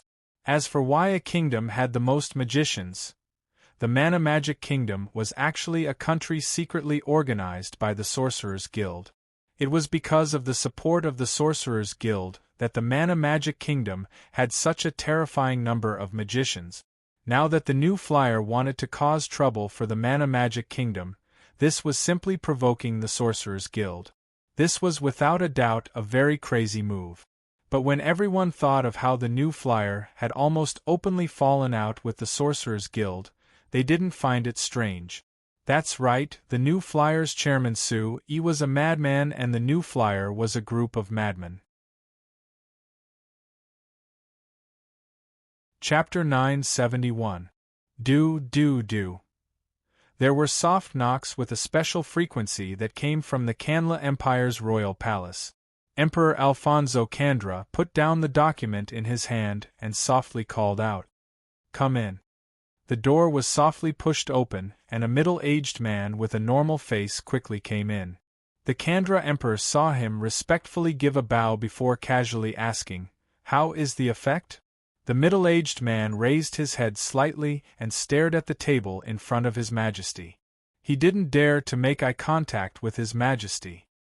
He answered respectfully, "Your Majesty, after the broadcast of News Weekly, we did 20 spot checks on the people who watched the program. The results showed that they trusted the news of the News Weekly and no longer doubted the New Flyers' actions. This means this News Weekly really is powerful. They weren't willing to believe the documents of the two councils of the Empire, but this News Weekly, that doesn't have any authority, actually made them believe it so easily?" There was a trace of self-ridicule in the Candra Emperor's voice. "Your Majesty, I think that the main reason for this result is that when the News Weekly broadcast the news, there was a real-time illusion film as a commentary. According to our investigation, most people chose to believe it after seeing Marshal Sudirman appear in the illusion." The middle-aged man immediately explained, "It's not important what they believe." The Candra Emperor waved his hand. "The important thing is that they chose to believe it." After saying this, the Candra Emperor was silent for a bit before continuing in a deep voice, "Tell me, if the News Weekly reports something that isn't good for our empire or me, would they choose to believe it?" The middle-aged man was surprised before saying with a serious look, "Your Majesty, please be assured. This little one will check the programs that the New Moon Chamber of Commerce broadcasts each day ahead of time. I guarantee that there won't be anything that isn't good for the Empire or Your Majesty. You can guarantee that there won't be any problems here, but if there are magic illusion projectors in other places of the Empire, can you guarantee that there won't be any problems?" the Candra Emperor said with a teasing look. The middle-aged man was silent for a bit before slowly shaking his head. "I can't guarantee anything. But Your Majesty, you can order the rest of the Empire to not allow the installation of this magic illusion projection device, or you can just expel the New Moon Chamber of Commerce and solve this problem." "No, this idea is too short-sighted." The Canla Empire's Emperor shook his head lightly. "I learned a lesson from New Flyer. Don't think that just because you're the biggest empire in signs, you can't refuse to make changes. Our reaction should be more positive and proactive. Otherwise, we might really be eliminated by this era, like what Sue-E said before." The middle-aged man couldn't help but raise his head to look at the Emperor of the Canla Empire in astonishment before quickly lowering his head. He did not understand why the Honorable His Majesty seemed to be a little worried about personal gains and losses. Could it be that the Frestec Chamber of Commerce really made His Majesty nervous? Thinking of the news related to the New Flyer in the News Weekly, especially the news of the New Flyer's transport fleet fighting 20 high-grade magicians and a great magician on the sea and winning, the middle-aged man suddenly understood a bit of the Emperor's thoughts. "Murdoch, you and your subordinates are responsible for controlling the hearts of the people of the Empire. Now that this thing has the power to control the hearts of the people, I want you to learn how to control it as soon as possible. If you can use it well, I feel that it will save you a lot of effort in the future." The middle-aged man called Murdoch thought for a bit before giving a strong nod. "I understand. All right, you can leave. Remember, no matter what method you use, I need this thing to spread all over the Empire, and they must all be under your control." "Yes," Murdoch replied before turning to leave. Watching Murdoch leave, the Candra Emperor fell into thought. When he had approved the new moon chamber of commerce's magic illusion projector in the Emperor Square, one reason was out of curiosity and two was because of the relationship between the new moon chamber of commerce's chairman Steele and the new Flyers chairman Sue, which could be considered giving Sue some face. He never thought that after accumulating for a while, the magic illusion projector itself didn't count for much, but the programs it played had a surprisingly large influence. As the most respected emperor of the Kanla Empire, Alfonso Kandra, who had received strict education since he was young, knew that this thing had a powerful and terrifying influence on people's hearts. But he was also very clear that although it was simple to ban it, it had no meaning. Once this kind of attractive thing was invented, it would definitely become popular and it was impossible to ban it. So he had to ensure that this thing was in his hands and then use the influence of this thing to influence the ignorant people of the empire. If he used it well, the effect of this thing that didn't seem remarkable at first glance would be hard to estimate. After thinking about the use of the magic illusion projector, the Kandra Emperor turned his attention to another matter. This matter was also related to the magic illusion projector, or rather it was related to the news weekly that had just been broadcasted. It was about the battle of the new flyer transport fleet on the sea. The News Weekly report on this matter was vague in many places, letting people know the main point of this matter, but it wasn't clear. But the Kandra Emperor had obtained this information through other channels, so he knew more about this matter than normal people. He knew that the great magician named Grofin wasn't killed by that terrifying giant pillar of light, but rather he was hiding in the hands of another great magician from the new flyer. But this didn't make him feel much more relaxed. First, the Frestek Chamber of Commerce had a great magician that no one knew about before, making the Frestek Chamber of Commerce's hidden strength even more terrifying. Second, even if that great magician wasn't killed by that white pillar of light, there was no need to prove the terrifying lethality of that white pillar of light. Anyone could see it. A single attack could destroy a giant pirate ship without leaving a single trace. It could be seen just how terrifying that attack was. Then the question was, how could the large transport magic ship release such a terrifying attack? How many could it release? Although from the reports there was only one large transport magic ship that sent out this attack, the Kandra Emperor didn't think that they would only send out one attack. If his guesses weren't wrong, this should be a new military magic machine developed by the new flyer. Since it was a military magic machine, it could be mass-produced. Once this terrifying weapon was mass-produced, making this terrifying attack normal, how terrifying of a scene would that be? The Kandra Emperor simulated it in his mind before shaking his head. Although the royal palace had taken close to 1,000 years to build a giant protective array, it definitely wouldn't be able to take much of this terrifying pillar of light that wasn't inferior to a forbidden spell. Moreover, since this military magic machine could be equipped on the large transport magic ship, it could also be equipped on the magic airship. If the new flyer sent several magic airships equipped with this military magic machine to attack the royal palace, how could they resist it? The Kandra Emperor thought for a while, but he found that other than having the Arch-Magi help defend, there was no other way. Thinking of this, he couldn't help revealing a bitter smile. As the most respected emperor of the Kanla Empire, he found that he could only rely on the protection of the Arch-Magi to survive, which really made him unhappy. Do. There were soft knocks on the door again. The Kandra Emperor came back to his senses and took a deep breath, as his expression returned to normal. Come in. A personal attendant pushed open the door and walked in. Your Majesty, the Sorcerers Guild's chairman Great Magician Griffin and the Mana Magic Kingdom's resident Great Magician Naduro request an audience. The Kandra Emperor couldn't help giving a laugh. These two fellows came quite quickly. Let them come in. The attendant left with this order, and after a while, he brought in two old men who were also wearing black robes and had the badge of a great magician on their chests. Your Majesty, may magic always surround you. Standing on the left was the Canla Empire's Sorcerers Guild's chairman Great Magician Griffin, who respectfully gave a bow to the Kandra Emperor. The Mana Magic Kingdom's ambassador to the Canla Empire, Great Magician Naduro, also gave a bow, but his bow was different from Great Magician Griffin's.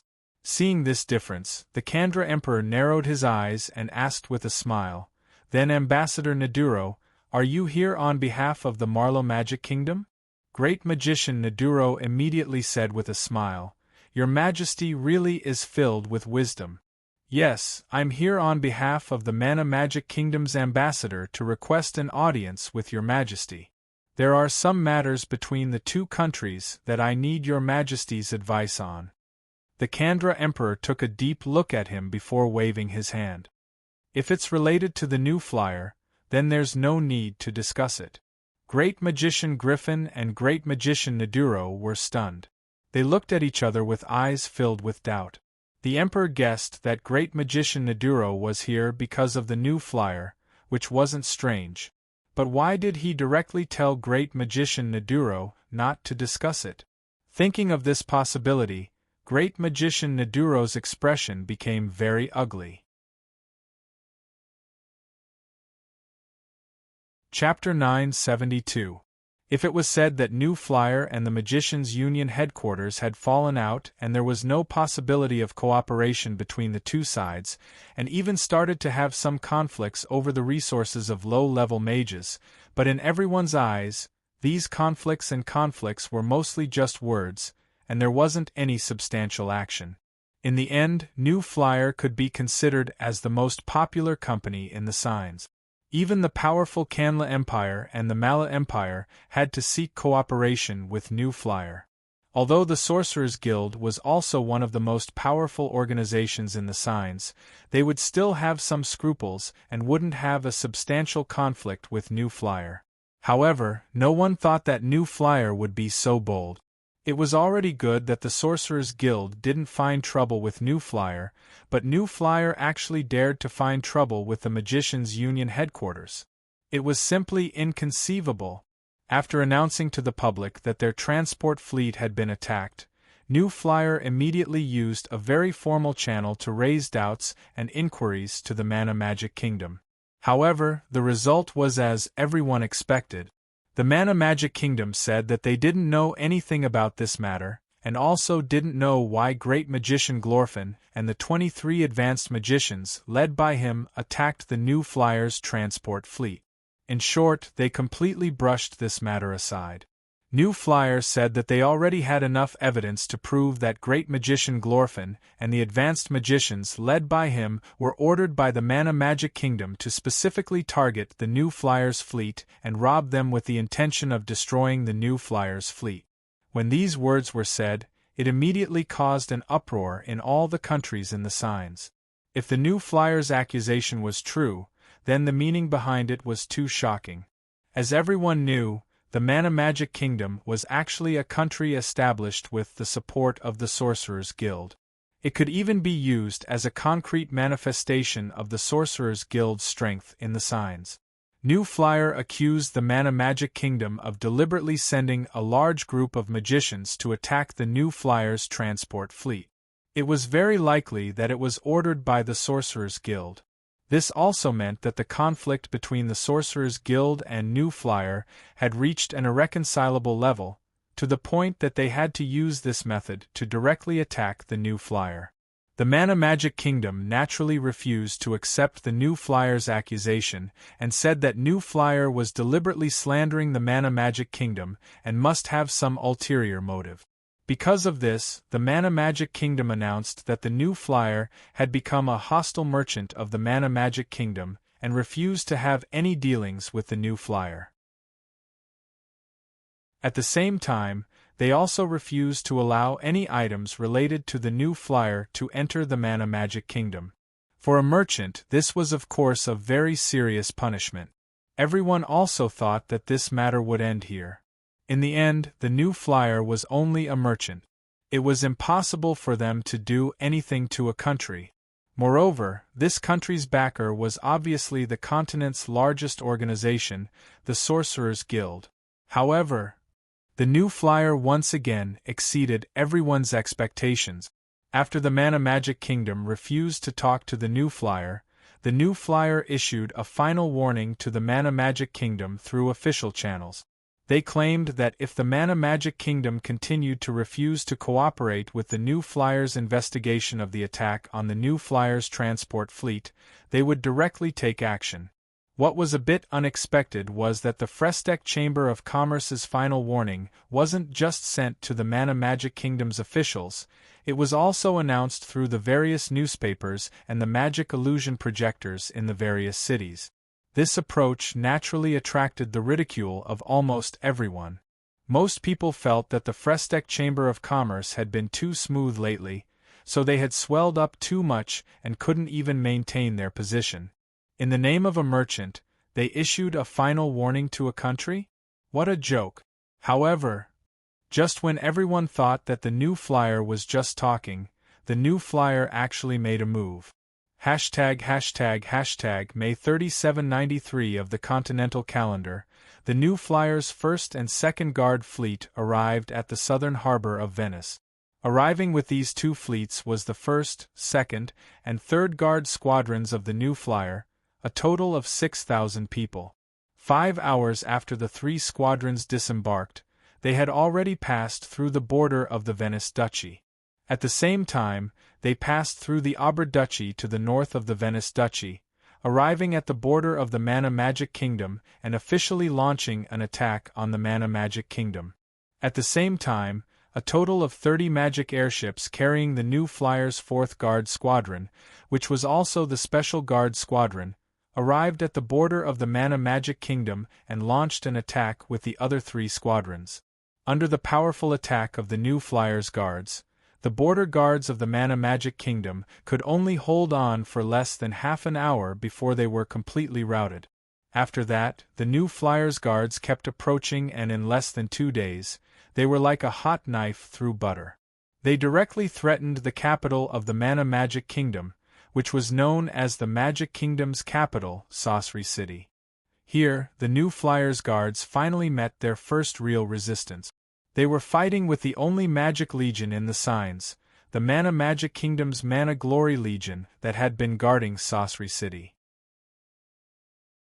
Hashtag The new flyer's guard commander Hart looked at the magic flying in the sky, and after thinking for a bit, he turned to his deputy beside him and asked, "Macon, tell me about the equipment of the various squadrons, especially their magic shields." Macon nodded and operated the control panel of the magic airship in front of him. An illusion came out of the control panel and appeared in front of the two of them. Seeing the countless dots of light in the illusion, Macon replied with a smile, reporting to Sir, "Based on this, the situation of the various squadrons is very good. There isn't a single magic airship or armored magic vehicle that has been damaged. Moreover, based on the energy report, as long as the other side keeps attacking like this, we can last for at least an hour." "Good." Hart nodded before turning to Lucali, who was sitting on the other side of the magic airship's control panel, and saying, "Give the order to the squadrons to fire freely. Shoot down some of the flies in the sky for me." "Yes." Lucali quickly passed down Hart's orders. After a while, the over 200 new armored magic vehicles on the ground and the 20 magic airships in the sky released a beautiful magic glow at the same time. Countless magic cannonballs flew out at the Glory Legion that was attacking the new flyer's guard. The Glory Legion was almost completely made up of magicians, so of course their attacks would be filled with magic spells, which looked very spectacular. But now that the new flyer was fighting back, the magicians of the Glory Legion were shocked to find that the other side's attacks were countless times more spectacular than theirs. Seeing the countless balls of light that were filled with magic as they flew out, the magicians of the Glory Legion could easily feel the terrifying magic fluctuations contained within. Faced with such a terrifying attack, even the powerful high-grade magicians didn't dare take it head-on and were forced to dodge. But the attacks of the new flyer's guards were very dense and fast. Flying over like this, they couldn't dodge at all. Hong, hong, hong, hong, hong. countless magic cannonballs hit the magic shields of the Glory Legion's magicians and created a series of large and small fireworks in the sky. In just the first wave of attacks, over half of the Glory Legion's magicians were shocked to find that most of their magic had been consumed. On the other hand, the attacks of the New Flyers' guards didn't stop at all. It was as if endless magic cannonballs were flying towards them. Ever since the establishment of the Glory Legion, they had always been able to rely on the number of magicians they had to face to gain an absolute advantage. They had never tasted the feeling of being at a disadvantage or even being defeated. But today, facing the guards sent by a mere merchant guild from New Flyer, many of the magicians of the Glory Legion felt a sense of fear from the bottom of their hearts. Looking at the dense balls of light that were flying towards them at high speed, the magicians who felt that their magic wouldn't be able to support 2 more attacks chose to turn around and flee without hesitation. Because of the escape of these magicians, countless huge gaps appeared in the formation that was originally considered complete, causing the entire formation to look scattered. Hart was a little surprised when he saw this scene, but then he couldn't help but let out a cold snort full of disdain. These noble magicians have always thought of themselves as prideful. They wouldn't be like warriors who would rather die in battle than flee. A voice full of ridicule sounded beside Hart. It was the dwarf commander of the New Flyers Guards, Omar, who was in charge of the overall situation on the command ship with him. Hart glanced at him, then turned back to look at the elf commander of the guards, Fario, who was currently analyzing the situation on a small command platform behind him.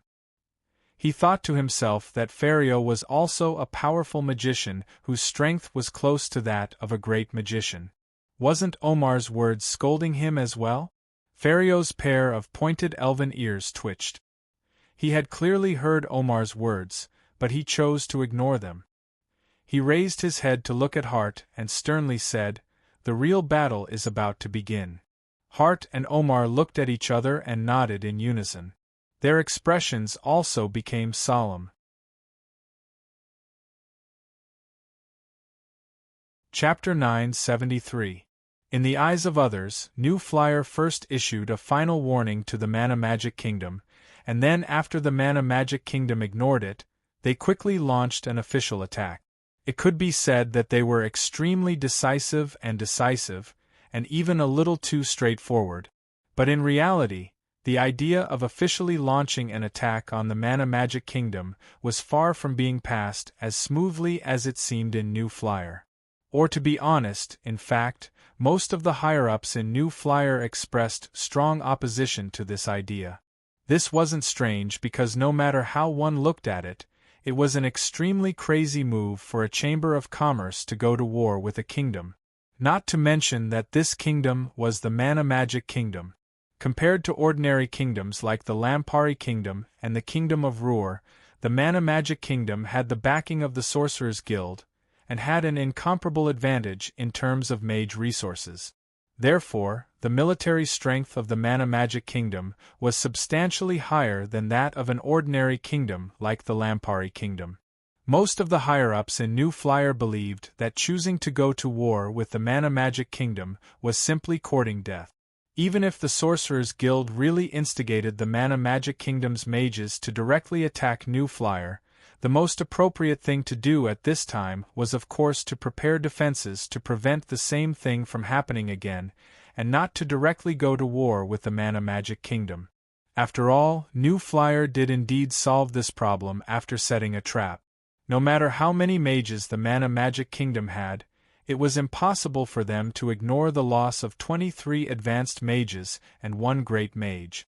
And as long as New Flyer prepared its defenses, the Mana Magic Kingdom would have no way to attack. Of course, the main problem that New Flyer's higher-ups considered at this time wasn't this, but they felt that now was an important period for the New Flyer to stabilize and develop at a high speed. The most important thing to consider should be to continue this stable development and not to take risks, or to put it simply, to attack a kingdom. However, the objections of the other higher-ups of the Chamber of Commerce did not have any effect in the end, because there were two people in the Chamber of Commerce who maintained a supportive attitude towards this decision. The first person was naturally Sue. The crazy idea of starting a war with the Mana Magic Kingdom was, of course, put forward by Sue, who had always been regarded as a lunatic. He was also the one who supported this idea the most. As the president of the New Flyer, as well as the unquestionably largest shareholder of the New Flyer, coupled with his extremely high prestige within the Chamber of Commerce, Sue's proposal was forcefully passed even if the other higher-ups of the Chamber of Commerce all opposed it. This was because, strictly speaking, the New Flyer guards were only responsible for Sue and only listened to his orders. As long as he insisted, the New Flyer guards would move out without hesitation. However, what made the higher-ups of the other chambers of commerce agree to this decision was the support of another person. This person was Instructor Carmilla.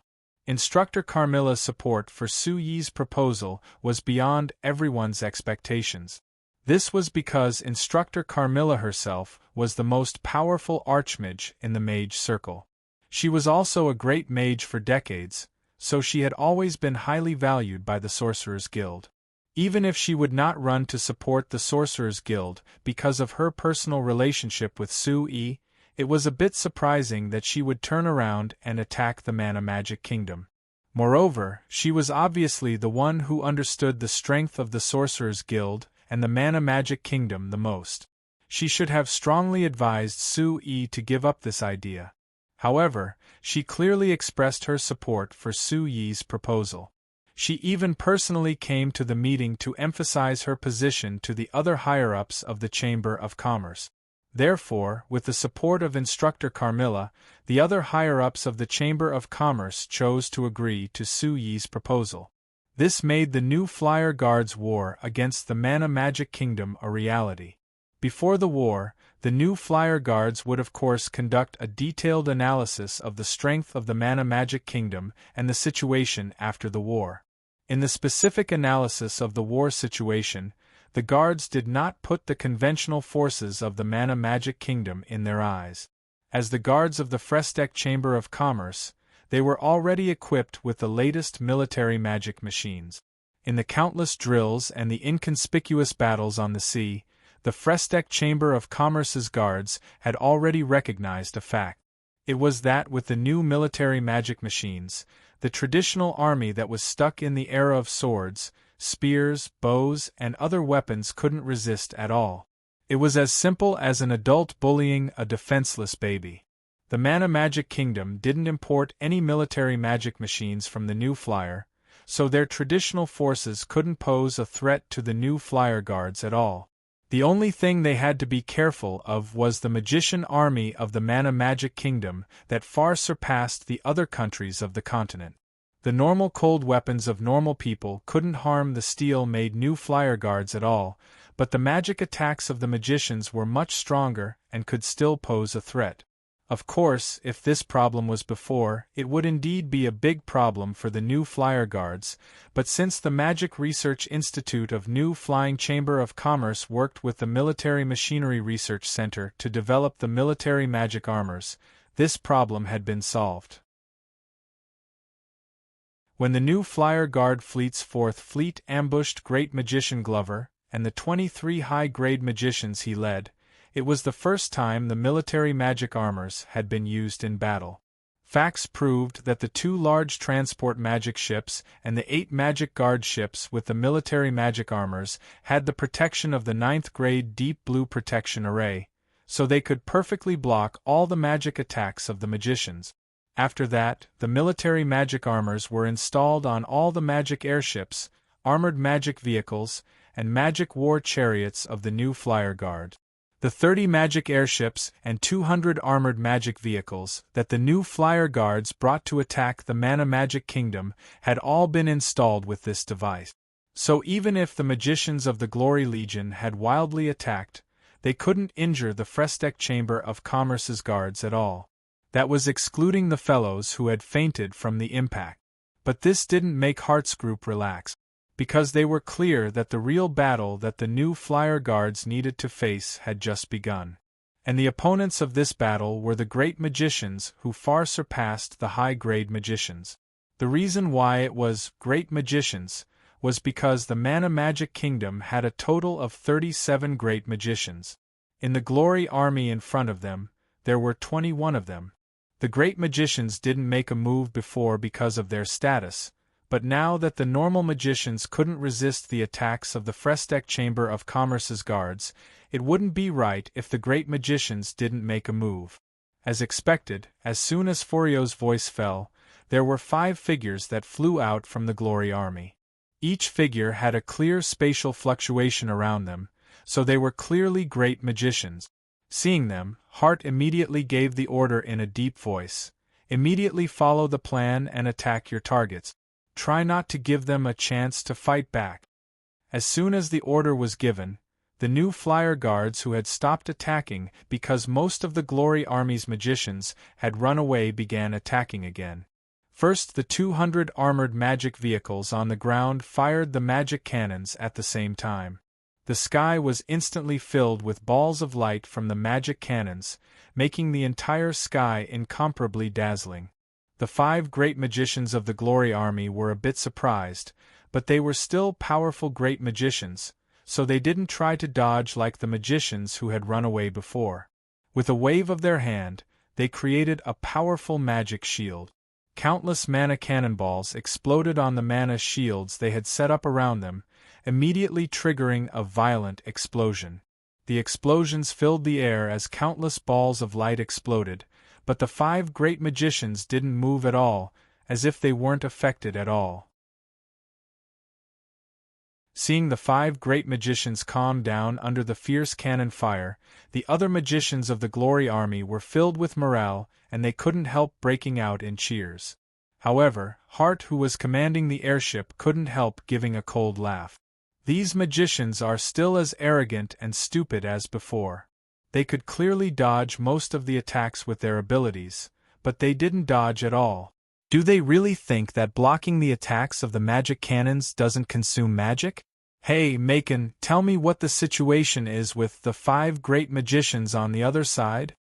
Macon looked at the image on the control panel in front of him and said with a laugh, compared to before, the strength of the magic fluctuations around the 5 great magicians has clearly decreased. The one with the least decreased by 9% and the one with the most decreased by 17%. According to the formula for calculating the strength of the magic fluctuations, their magic has decreased by around 5% to 20%. Although these guys are great magicians, they are clearly far weaker than Great Magician Runa. Dwarf Commander Omar shook his head.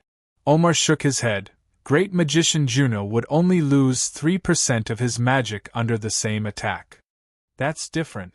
Great Magician Juno is a 5th grade Great Magician, only a step away from becoming an Archmagus, so he's much stronger than them. Moreover, he often practices with us, so he's very clear on what method to use when fighting us. The Elven Commander Fario calmly said. As for the great magicians on the other side, they don't have any experience at all, so of course they will suffer a loss. Since they don't have any experience, we'll let them gain some valuable experience this time. Hart waved his hand and laughed. Of course, there will be a painful lesson.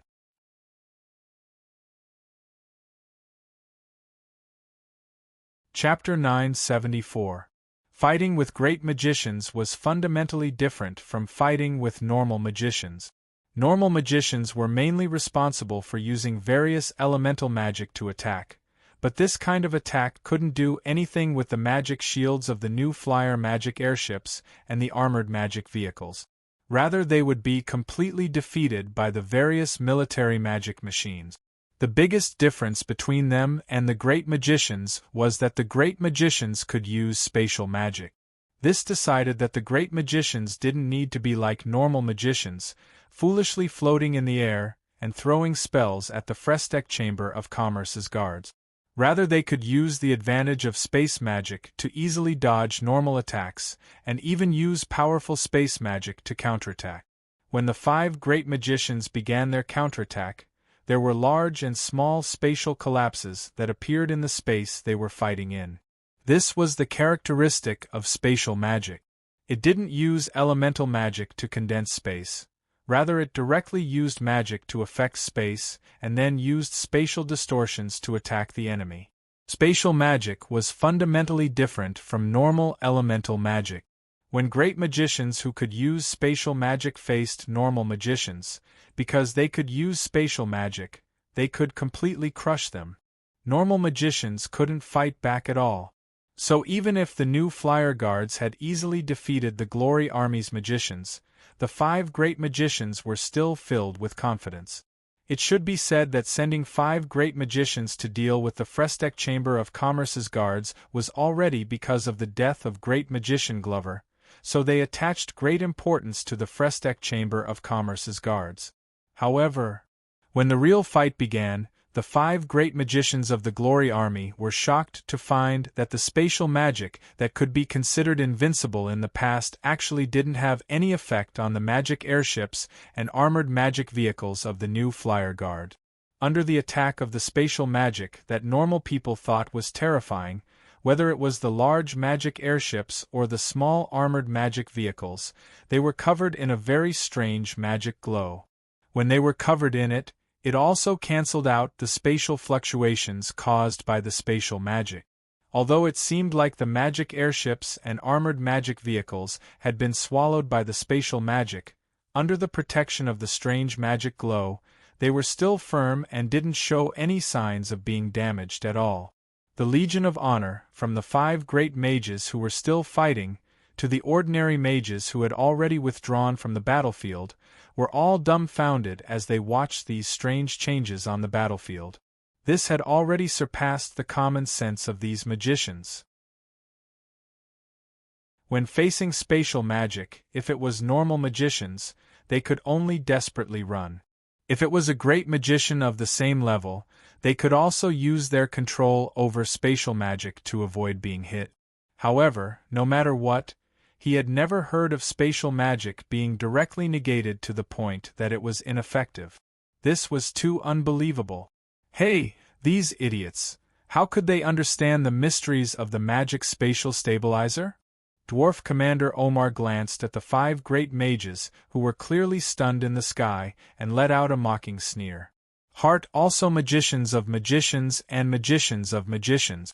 These magicians always boast about how mysterious magic is, that it's knowledge that only a few people can grasp, and they always act aloof. But they never thought that in front of Sir Chairman's magic data analysis, there would be no mystery at all. What magic? Isn't it just a pile of data? The elven commander Forio on the side helplessly looked at the two of them before shaking his head and saying with a sigh, "I know that you two are warriors and I understand that you don't like the arrogance of magicians. But it was Sir Chairman's idea to create the magic data analysis module.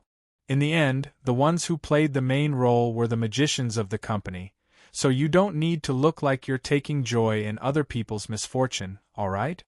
Hart and Omar looked at each other before breaking out in laughter. Hart forcefully slapped Ferrio's shoulder and laughed. "Of course I know that the credit for this is mainly due to the President and the magicians of the Chamber of Commerce. But that doesn't stop me from taking pleasure in the misfortune of these idiots. Forio, to be honest, you're a powerful magician close to the rank of great magician. What do you think of this magic data analysis module that Sir Chairman organized?" A look of undisguised admiration appeared on Ferrio's face, and he sighed. "I can say that this is definitely the most creative and revolutionary idea in all of history. Before Sir Chairman proposed this concept, no magician had ever thought that magic could actually be expressed with such rigid data. All magicians have always believed that magic is very magical and mysterious. To be able to grasp magic, you can only rely on continuous practice and comprehension. To be able to grasp it means that you have enough talent, and to not be able to grasp it means that your talent is insufficient. But now, this concept proposed by Sir Chairman has almost completely broken this tradition.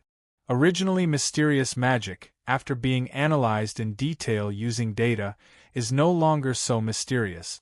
I even feel that, as long as there are enough conditions, relying on the help of this magic data analysis module, we can even mass-produce a batch of magicians.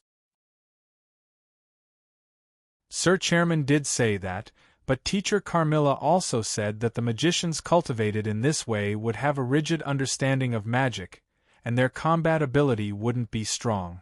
Hart shrugged. What combat ability? Omar waved his hand. Look at the group of people we've brought. Apart from Furio, there aren't many magicians, but aren't we still able to fight in full swing against those magicians? If you ask me, Sir Chairman's reason for doing this is to directly dig out the foundation of that damned Sorcerer's Guild. Think about it, our new flyer can even mass-produce some low-level magicians. Then who would care about what the Sorcerer's Guild says? Furio and Hart were silent for a moment before nodding together. From this point of view, perhaps when Sir Chairman first proposed this concept, he really did have this in mind. Otherwise, why would he insist on attacking the Mana Magic Kingdom? Well, we don't need to think about these issues, and now is not the time to think about it. The most important thing now is to clean up these guys in front of us. Hart clapped his hands to attract the attention of the other two. Then he turned to Macon and shouted, Macon, do you have the data analysis report of those 5 great magicians? Wait a minute. Macon shouted and continued to nervously stare at the screen in front of him. Hart didn't mind. He directly went to the communication station and pressed the button. Attention to all teams, be ready to launch a counterattack at any time. Think about how to train with Great Magician Runa. Don't make any mistakes. Understood. Received. Captain Hart, don't worry. Every single one of these fellows is comparable to Great Magician Runa. We can easily take care of them. There was a high morale response that came from the communication device. Hart gave a satisfied nod. He looked at Macon and found that he was still staring at the screen. He knew that it would take some time for him to get the data, so after thinking about it, he gave the order. All magic airships listen to my order. First stop attacking and do your best to evade, don't fight head-on. Our energy reserves must be reserved for the most important battle, it isn't that time yet. There were sounds of acknowledgement that came from the communication device. The 30 magic airships in the air suddenly started moving and quickly flew through the air. Because the new flyer had made a breakthrough in the magic engine, the magic airship's top speed had already broken through 150 kilometers per hour. Now that they were flying at full speed, if one were to look up from the ground, they would see huge black shadows dancing in the sky in an extremely nimble and high-speed manner. It looked very out of place. Of course, even with this kind of speed, it was impossible to dodge all the attacks of the magicians.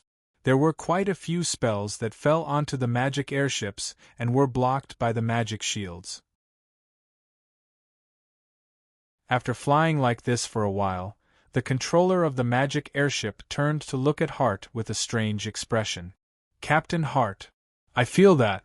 It's better if we just stay where we are and fight head-on. Hart was surprised. Why? Because I've found that in this situation, our magic power consumption is 20% higher than before. Hearing this answer, not only Hart, but also Omar and Fario were startled. Why? Aren't we dodging many magic attacks like this? Why is the energy consumption even higher? The controller gave a helpless bitter laugh before replying, actually. Of the energy consumption of the magic airship under us, most of it comes from the power of the flight, which is around 570 AI per minute. Under the current high mobility mode, the consumption was actually 1,000 AI per minute in the stock market. If we keep the magic shield up, it's around 240 AI per minute. Hart, Omar, and Furio looked at each other in blank dismay. Hart wiped his face and felt it burning hot. He had given the order just now, but he never thought that he would make this mistake. Then he felt that something was wrong, so he asked in a strange voice, "This isn't right, when we were training with Great Magician Juna, we also used this high mobility mode, but there were no reports of higher energy consumption. The controller spread his hands and looked even more helpless. That is because Great Magician Runa is far stronger than the 5 Great Magicians on the other side. If we were to fight in place, we would have to use the mana space stabilizer, and the energy consumption would be much higher than using the high mobility mode. As for the 5 Great Magicians in front of us, their space magic isn't as threatening as Great Magician Juna, so we don't need to keep the magic space stabilizer on, so the energy consumption is much lower. Hart's group was speechless. In the end, it was because the 5 Great Magicians on the other side were too weak. Alright, this can also be considered as accumulating actual combat experience. Hart wiped his face and somewhat reluctantly gave another order to the communicator. Alright, stop for me. We just need to pay attention to the other side's space magic, there's no need to run around. As soon as he gave the order, Macon suddenly turned his head. Captain, the data has been collected. Hart's eyes lit up. Great. Immediately send the data to the other unit. Brothers, take care of these 5 fellows for me.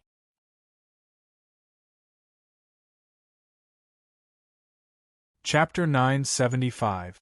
At the end of May, year 3793 of the Continental Calendar, the news from New Flyer and Mana Magic Kingdom attracted the attention of the entire signs. The Frestek Chamber of Commerce's guards had unexpectedly launched an attack on the Mana Magic Kingdom in the middle of May. Everyone thought that the Frestek Chamber of Commerce's guards were asking for trouble and they would return in defeat. But at the end of May, New Flyer suddenly announced through various channels that New Flyer's military operation against the Mana Magic Kingdom had achieved satisfactory result. This military operation was aimed at the magicians of the Mana Magic Kingdom, who were hostile to the Frestek Chamber of Commerce and had robbed the Frestek Chamber of Commerce's transport fleet. New Flyer believed that this would serve as a stern warning to the mages who had ill intentions towards New Flyer to prevent similar situations from happening in the future. At the same time, New Flyer also warned the Mana Magic Kingdom, hoping that the Mana Magic Kingdom would effectively restrain the mages in their country. If the same situation happened again, New Flyer would not hesitate to launch another revenge operation. Just from this statement alone, New Flyer had undoubtedly achieved great success in this attack against the Mana Magic Kingdom. This was why they had the confidence to warn the Mana Magic Kingdom. However, many people were skeptical of New Flyer's official statement. In the end, the Mana Magic Kingdom was different from any other country on the continent. Relying on the large number of mages, the Mana Magic Kingdom should be the best country on the continent to deal with the New Flyer Guard. It was much stronger than the Kanla Empire and the Malar Empire.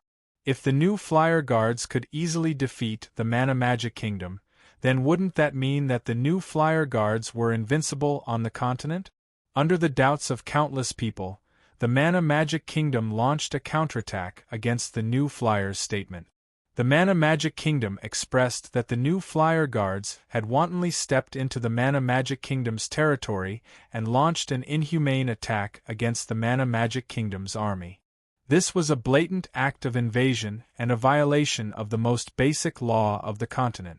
The Mana Magic Kingdom expressed great indignation and protest, and reserved the right to counterattack at any time. At the same time, the New Flyer's actions against the Mana Magic Kingdom and the Mana Magic Kingdom also firmly denied the claims of the Mana Magic Kingdom. The Mana Magic Kingdom expressed that this was the Frestek Chamber of Commerce's slander. It was a shameful excuse for the Frestek Chamber of Commerce to invade the Mana Magic Kingdom. As for the New Flyer's shameless actions, the Mana Magic Kingdom publicly declared that they would gather all the forces they could to teach the New Flyer a lesson in blood. At the same time as the Mana Magic Kingdom's statement, the Signs Magicians Union headquarters also made a public statement. The Magicians Union headquarters stated that the Mana Magic Kingdom was a long-term partner of the Sorcerers Guild, and was also a special kingdom designated by the Sorcerers Guild for special treatment. Now that the new flyer had invaded the Mana Magic Kingdom without any reason, it was equivalent to provoking the Sorcerer's Guild and insulting all the mages of the signs. The Sorcerer's Guild stated that in view of the new flyer's excessive actions, the Sorcerer's Guild would impose full sanctions on the new flyer. From the day of the announcement, the Sorcerer's Guild prohibited all mages registered in the Sorcerer's Guild from contacting the new flyer, and were even more prohibited from working for the new flyer. Otherwise, they would be regarded as the enemy of the Sorcerer's Guild and all the other mages of the continent. In addition, the Sorcerer's Guild would also give the Mana Magic Kingdom full support, and at the same time, call on all the other countries of the signs to boycott the new flyer. It had to be said that the Sorcerer's Guild's statement was extremely strict, and the measures taken were also very decisive and ruthless. With the Sorcerer's Guild's authoritative position in the hearts of the mages of the signs, they strictly prohibited the mages of the continent from contacting the new flyer, and stepped up their efforts to help the new flyer. This would greatly restrict the mages of the continent. The core of the new flyer was the magic machines, and the most important members were the mages of the Sorcerer's Guild. If these mages obeyed the Sorcerer's Guild's ban and left the new flyer, not only would it be a serious blow to the new flyer, it might even cause the new flyer to be paralyzed. In this way, the new flyer would collapse without a fight. And this was why many people didn't understand why the new flyer would directly confront the Sorcerer's Guild, and even directly fall out with them. But at the same time, many people knew that the Sorcerer's Guild's ban on the new flyer wouldn't have any effect. In fact, this was indeed the case. After the Sorcerer's Guild's ban was issued, the new flyer wasn't affected at all.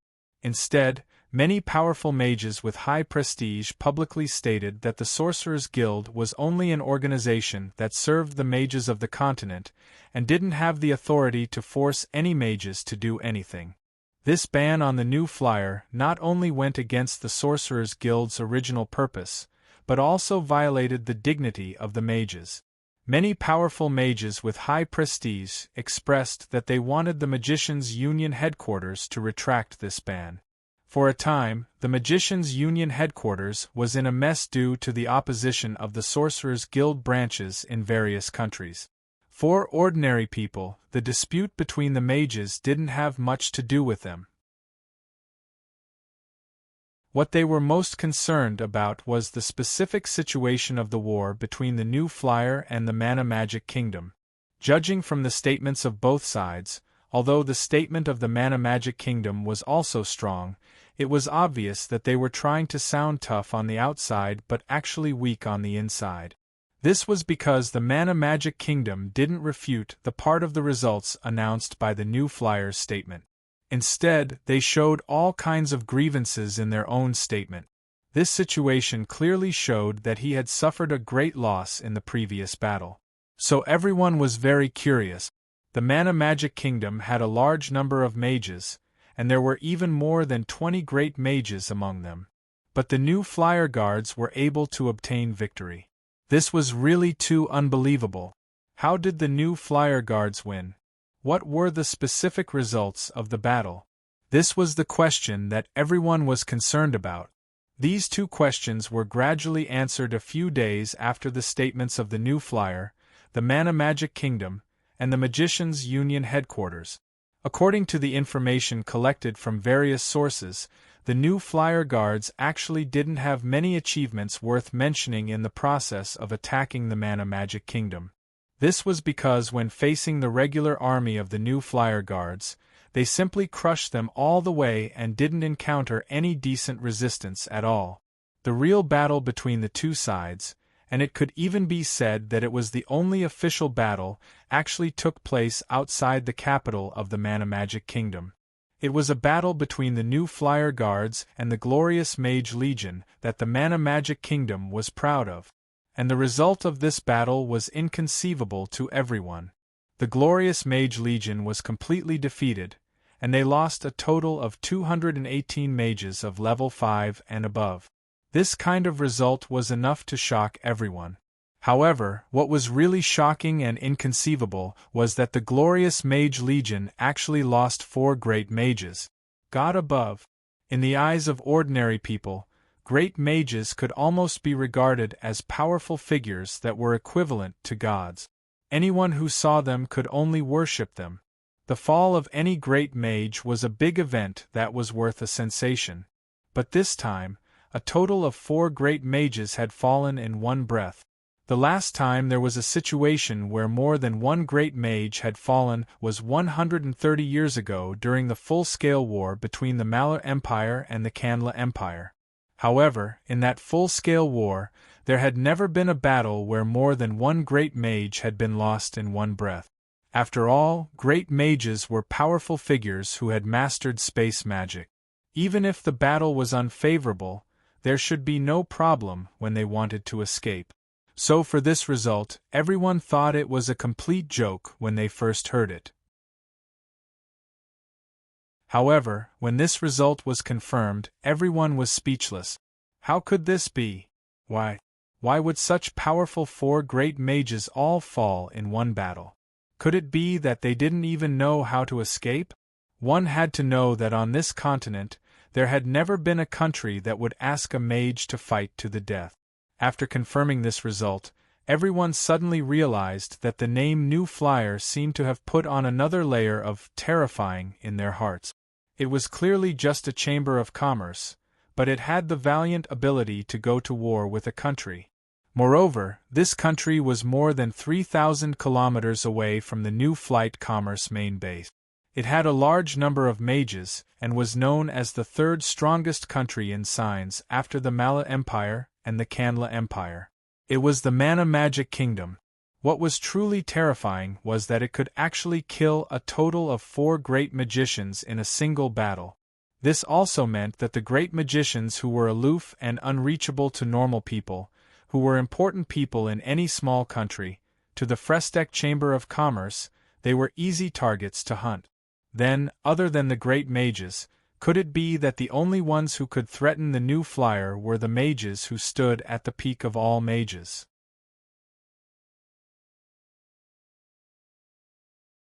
Chapter 976. Mentor Carmilla looked at the 30 magic airships slowly descending from the sky and narrowed his eyes, revealing a complicated look.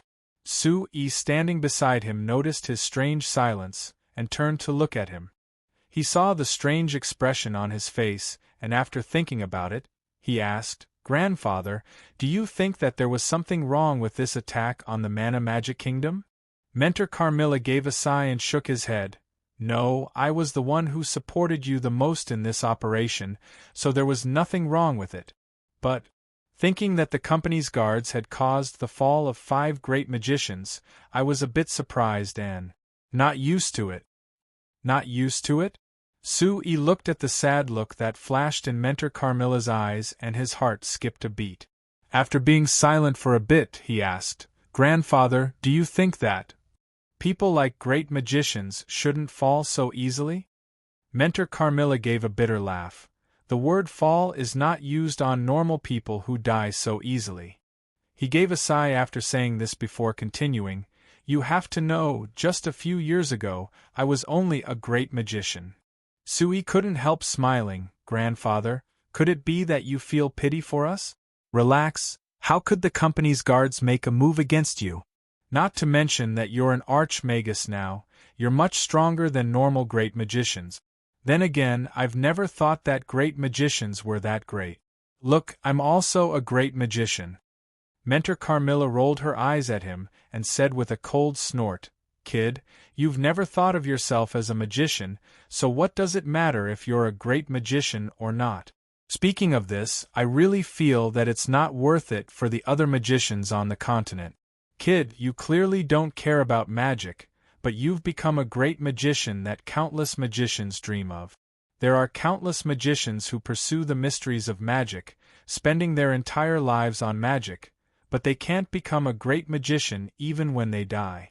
It really makes one sigh at the unfairness of fate." Sue-E gave a shrug. "You can't blame me for this.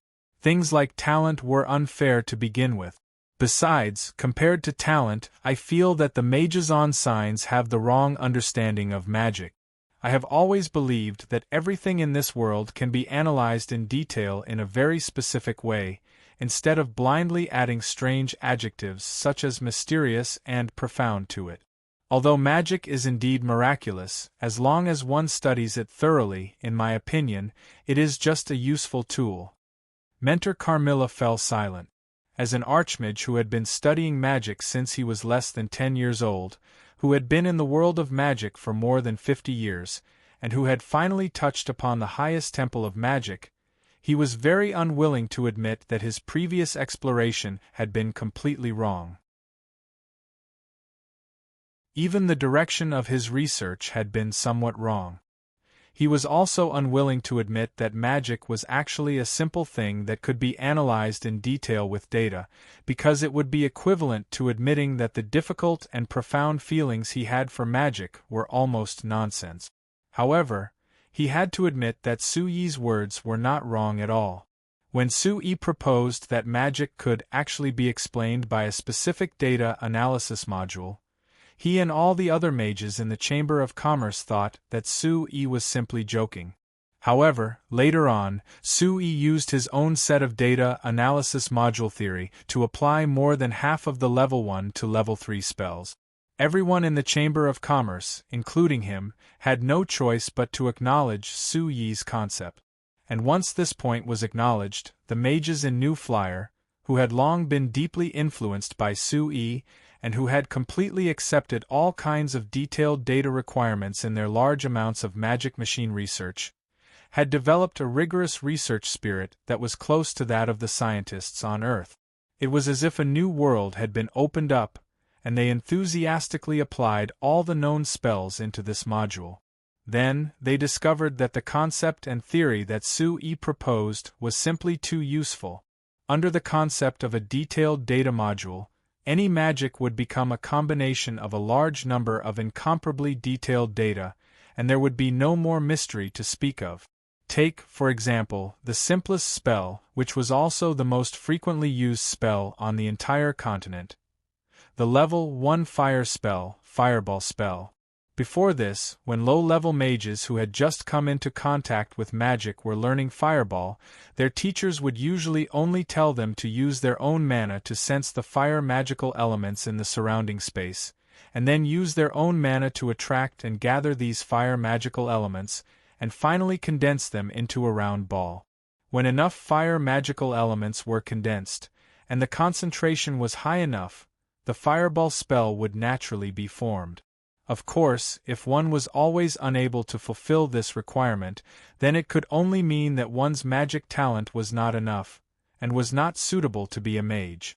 Or to be more precise, one's fire magic talent was not enough, and was not suitable to be a fire elemental mage. To be safe, one could still try out other types of magic. Most of the time, one would have to rely on oneself to learn the magic that was learned under such a learning method.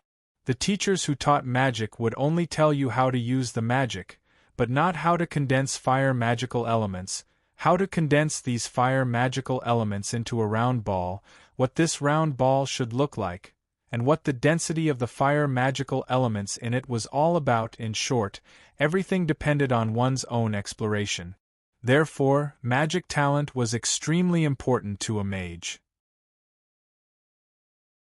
It was easy for mages with enough talent to learn and master magic, but those without enough talent would have to spend a large amount of time to have any hope of truly mastering this magic. Even so, for the simplest Fireball spell, the effects of the Fireball spell used by different mages were extremely different. This phenomenon fell into Su Yi's eyes, and became the main reason why he criticized the current science magic research as being very careless and unscientific. Su Yi felt that with this kind of vague magic research model, there was no way to truly display the great use of magic as a tool. Instructor Carmilla and the other magicians of the company didn't understand what Su Yi meant by unscientific, but they all agreed with the evaluation of careless. Because the Frestec Chamber of Commerce focused on making magic machines since the beginning, the magicians of the company had suffered quite a bit from the lack of rigorous magic research facilities during their years of research. For example, when they first started researching the magic airship, although everyone knew that they could install a flying array on the magic airship, hoping that the giant magic airship could easily fly in the air. But when they were researching, no one knew what kind of flying array to install. They didn't know how big the flying array should be, and they didn't know how to distribute the effects of the flying array. In short, because there wasn't any detailed data on the flying array when they were researching the magic airship. Just to determine the flying array, the magicians of the Academy of Magic spent a lot of effort. Moreover, this phenomenon didn't just appear in the research of the magic airship. There were also many problems with the magic arrays used in the other magic machines. So when Sui proposed that all the magic data should be analyzed, the magicians of the new flyer didn't understand at first, but after they understood, they accepted it faster than anyone else and were very supportive. If you went to the Academy of Magic of the new flyer, you would find that the magicians weren't interested in magic research, but rather they were studying the intermediate mathematics that Sui had personally written. This was to perfect the foundation of the magic data analysis module. According to what Sui said, when they had a certain foundation of data, he would teach them the even higher level advanced mathematics. As long as they grasped this knowledge, they would be able to understand and grasp the intricacies of the magic data analysis module. But even if they didn't grasp the intricacies of it yet, just by using the low-level magic in the magic data analysis module, they could deeply understand how convenient and intricate it was. Take the fireball spell as an example. After analyzing the fireball spell, Sui had created a model for the fireball spell, proving that the shape and size of the fireball spell had the best ratio with the density of the fire elemental magic he condensed. Only with the best ratio could the fire elemental magic in the fireball spell release the most stable explosive power. It wasn't the strongest because to reach the strongest power the ratio had to be increased. This wasn't good for the stability of the fireball spell, so it was very easy for the fireball spell to fail. Or, this fireball spell could be directly upgraded to a level 2 fire spell, Scorching Flame. Other than that, Sui had also determined the best shape model for the level 1 fireball spell through his own research. This model was not a perfect circle like the mages had imagined. Instead, it was a sphere that was slightly elliptical. This was the only way to ensure that the fire elemental magic in the fireball spell was in the most stable and even state when it was flying, so it could release the most powerful force when it hit the target. In order to prove the results of his research, Sui specially found 100 level 1 mages from the new flight college and had them train according to Sui's theory on the fireball spell. In less than a week, these level 1 mages had completely mastered the fireball spell through this magic. Although the fireball spell they released was still weak and strong, the difference was very small. And the weakest fireball spell was still far more powerful than the fireball spell they used before. Compared to the introduction of the fireball spell in the books about low-level magic that were popular on the continent, the fireball spell they used was several times more powerful. This proved that Sui's research was a great success.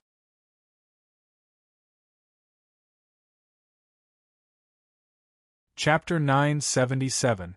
Thinking of the past year and a half, the Frestec Chamber of Commerce had gone from doubting Sui's concept of the magic data analysis module to wavering, understanding, and then supporting it.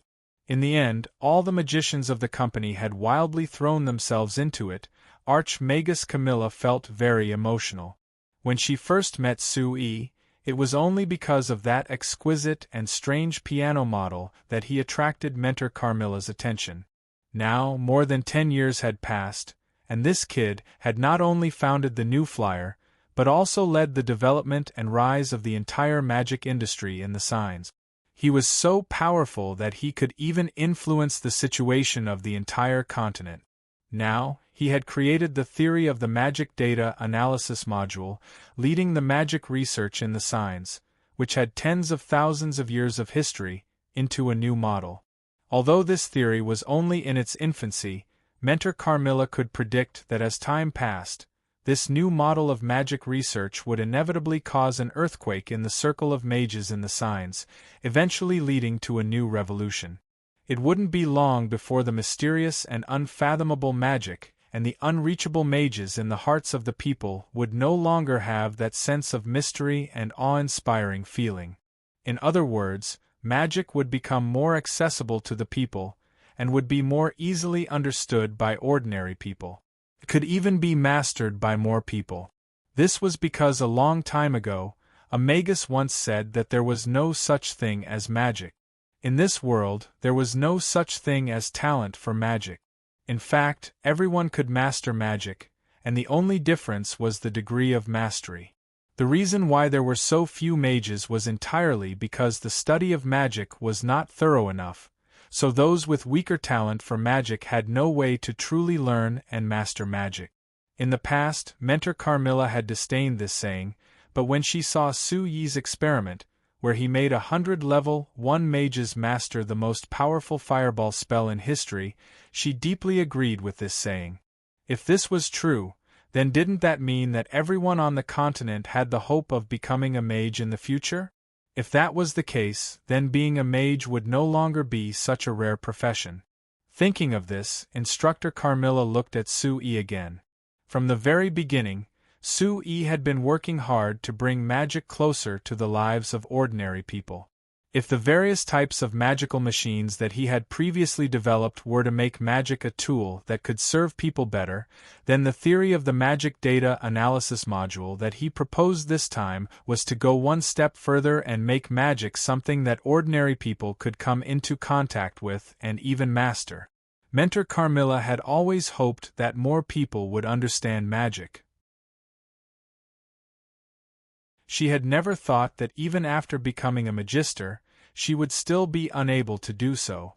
Now, it was Su Yi who might be able to accomplish this feat if he succeeded. Su Yi would become the most iconic magician in the history of signs magic. However, what made Mentor Carmilla not know whether to laugh or cry was that she knew very well that Su Yi, this kid, had never thought of these ideas at all, whether he was researching magic or coming up with the theory of the magic data analysis module. In this kid's eyes, magic was just a good tool. While Mentor Carmilla was deep in thought, the 30 magic airships had already stopped. Hart, Omar, and Forio led the first group of new flyer guards that had returned from the Mana Magic Kingdom. As the chairman of the new flyer, Su Yi came forward to greet them and praise them. After some simple procedures, Su Yi waved his hand at the information collectors on the magic airships, including Macon. Together with Mentor Carmilla, they came to the Academy of Magic. Sir Chairman, this is the data we collected from the battle with the 5 great magicians. Please take a look. After entering the new statistics department of the Academy of Magic, Macon and the others handed a thick stack of reports to Su Yi, as well as a magic illusion projection module. Su Yi waved his hand and signaled for them to put it down. I'll leave this data for the researchers to study. First tell me, was the pressure of fighting 5 great magicians at the same time? Macon and the others looked at each other before revealing relaxed smiles. Of course there was pressure, but we didn't feel any real threat the entire time. Macon said, those 5 great magicians weren't as strong as Great Magician Runa, and we had already defeated Great Magician Runa many times, so we didn't feel much pressure when fighting them. Su Yi nodded before turning to Mentor Carmilla. Mentor Carmilla stroked the sparse beard on her chin and shook her head with a bitter smile. Even if she as an arch-magus was fighting 5 great magicians at the same time, she would still feel some pressure. But these fellows from the new flyer guards said that the pressure wasn't that big. If this talk was spread out, perhaps all the other magicians on the continent would find it unbelievable.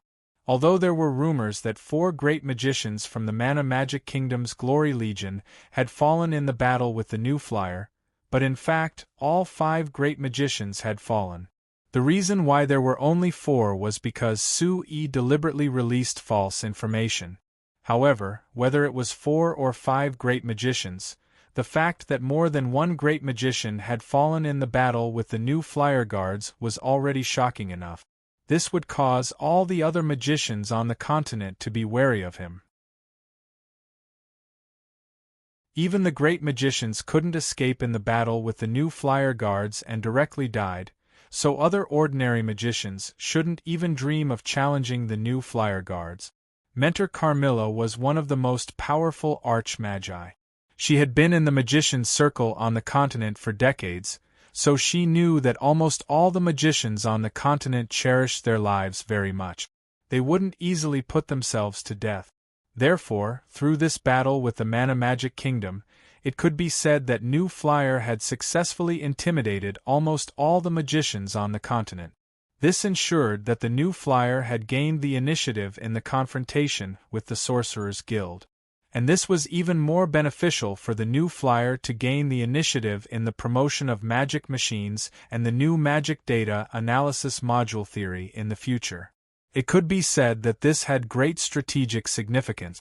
It was precisely because of this reason that Mentor Carmilla unexpectedly strongly supported Su Yi's proposal to attack the Mana Magic Kingdom. Of course, there was also a premise. He was very clear that with the strength of the new flyer guards, they could definitely defeat the Mana Magic Kingdom. Well, you put down the data and let that kid Su Yi deal with it. You come with me, I have nothing to do today, so I'll accompany you boys to play. Mentor Carmilla suddenly said. Macon and others were startled, then their faces turned bitter. Miss Carmilla, we just came back from the battlefield, can't you let us rest? Mentor Carmilla stared at them. It is because you just came back from the battlefield that the training effect is better. Less nonsense, come with me. Looking at the dejected appearance of Macon and others obediently following Mentor Carmilla outside, Su Yi couldn't help but laugh. It was clear that Mentor Carmilla was going to look for the guards to spar with them. This kind of thing had happened several times before, and every time the guards were brutally beaten by Mentor Carmilla, so much so that Macon and others almost had a psychological shadow. But when Mentor Carmilla proposed to spar with them again, although Macon and others looked dejected on the surface, but in fact, the smile on their faces still revealed the excitement and desire in their hearts. Being able to have a personal spar with a magister, this was a super high treatment that no armed group on the continent could have. Of course, in addition to the new flyer guards, there was no armed group on the continent that could compete with a magister. In fact, when Su Yi had proposed to Mentor Carmilla to spar with the Chamber of Commerce's guards, Mentor Carmilla had refused. But later on, as the strength of the new flyer guards became stronger and stronger, Runa was completely unable to take advantage of them, so Mentor Carmilla suddenly agreed to spar with them. Su Yi guessed that the reason why Mentor Carmilla did this was to maintain her dignity as a magician. But for her to take the initiative to spar with him, it was most likely for another reason. Thinking of this reason, the smile on Su Yi's face gradually faded. After thinking for a bit, he turned to the office of the Academy of Magic's chief. Hey Evita, how are your preparations? Evita still had an astute appearance. Seeing that Su Yi was asking, she didn't waste words and directly led him to a wall in the office. There was a large map on the wall. If one looked closely, they would find that this map wasn't the signs map that could be seen everywhere in the New Flyer, rather it was a map of the New Flight Commerce main base and the surrounding areas. Compared to the signs map, this map was very precise. One could even see the markings of the houses on the map. The reason why it had such a high precision was because this map was made by the magic airship in the sky. Before this, the people who made the signs map didn't have this kind of support. Sir Chairman, look, we've already completed 80% of the node. As long as we complete the 13 nodes here, and here, we'll be able to link them together. Evita pointed a few times on the map. Evita tapped a few spots on the map. When everything is finished, we'll be able to transfer the high-concentration magic crystals stored in any node. We'll be able to gather over 500,000 exalts of magic in the shortest amount of 5 minutes. 500,000 exalts? Sui narrowed his eyes to look at the map before asking, then Evita, has your research facility done any rehearsals? If we instantly ignite this 500,000 exalts of magic, what kind of effect will it have? A trace of fear appeared in Evita's eyes. What kind of concept was 500,000 exalts? It had to be known that last time Mentor Carmilla had personally demonstrated a forbidden spell. According to the data, the total amount of magic used was only 6 to 8,000 exalt. 500,000 exalts was equal to close to 60 forbidden spells. Thinking of this, Evita swallowed a mouthful of saliva and said with difficulty, if we instantly ignite 500,000 exalts of magic, even if we use the most basic method, it will turn the entire company's main base into nothingness. Hearing this answer, Sui revealed a faint smile. Although I hope that we never have to use this method, but this is very good.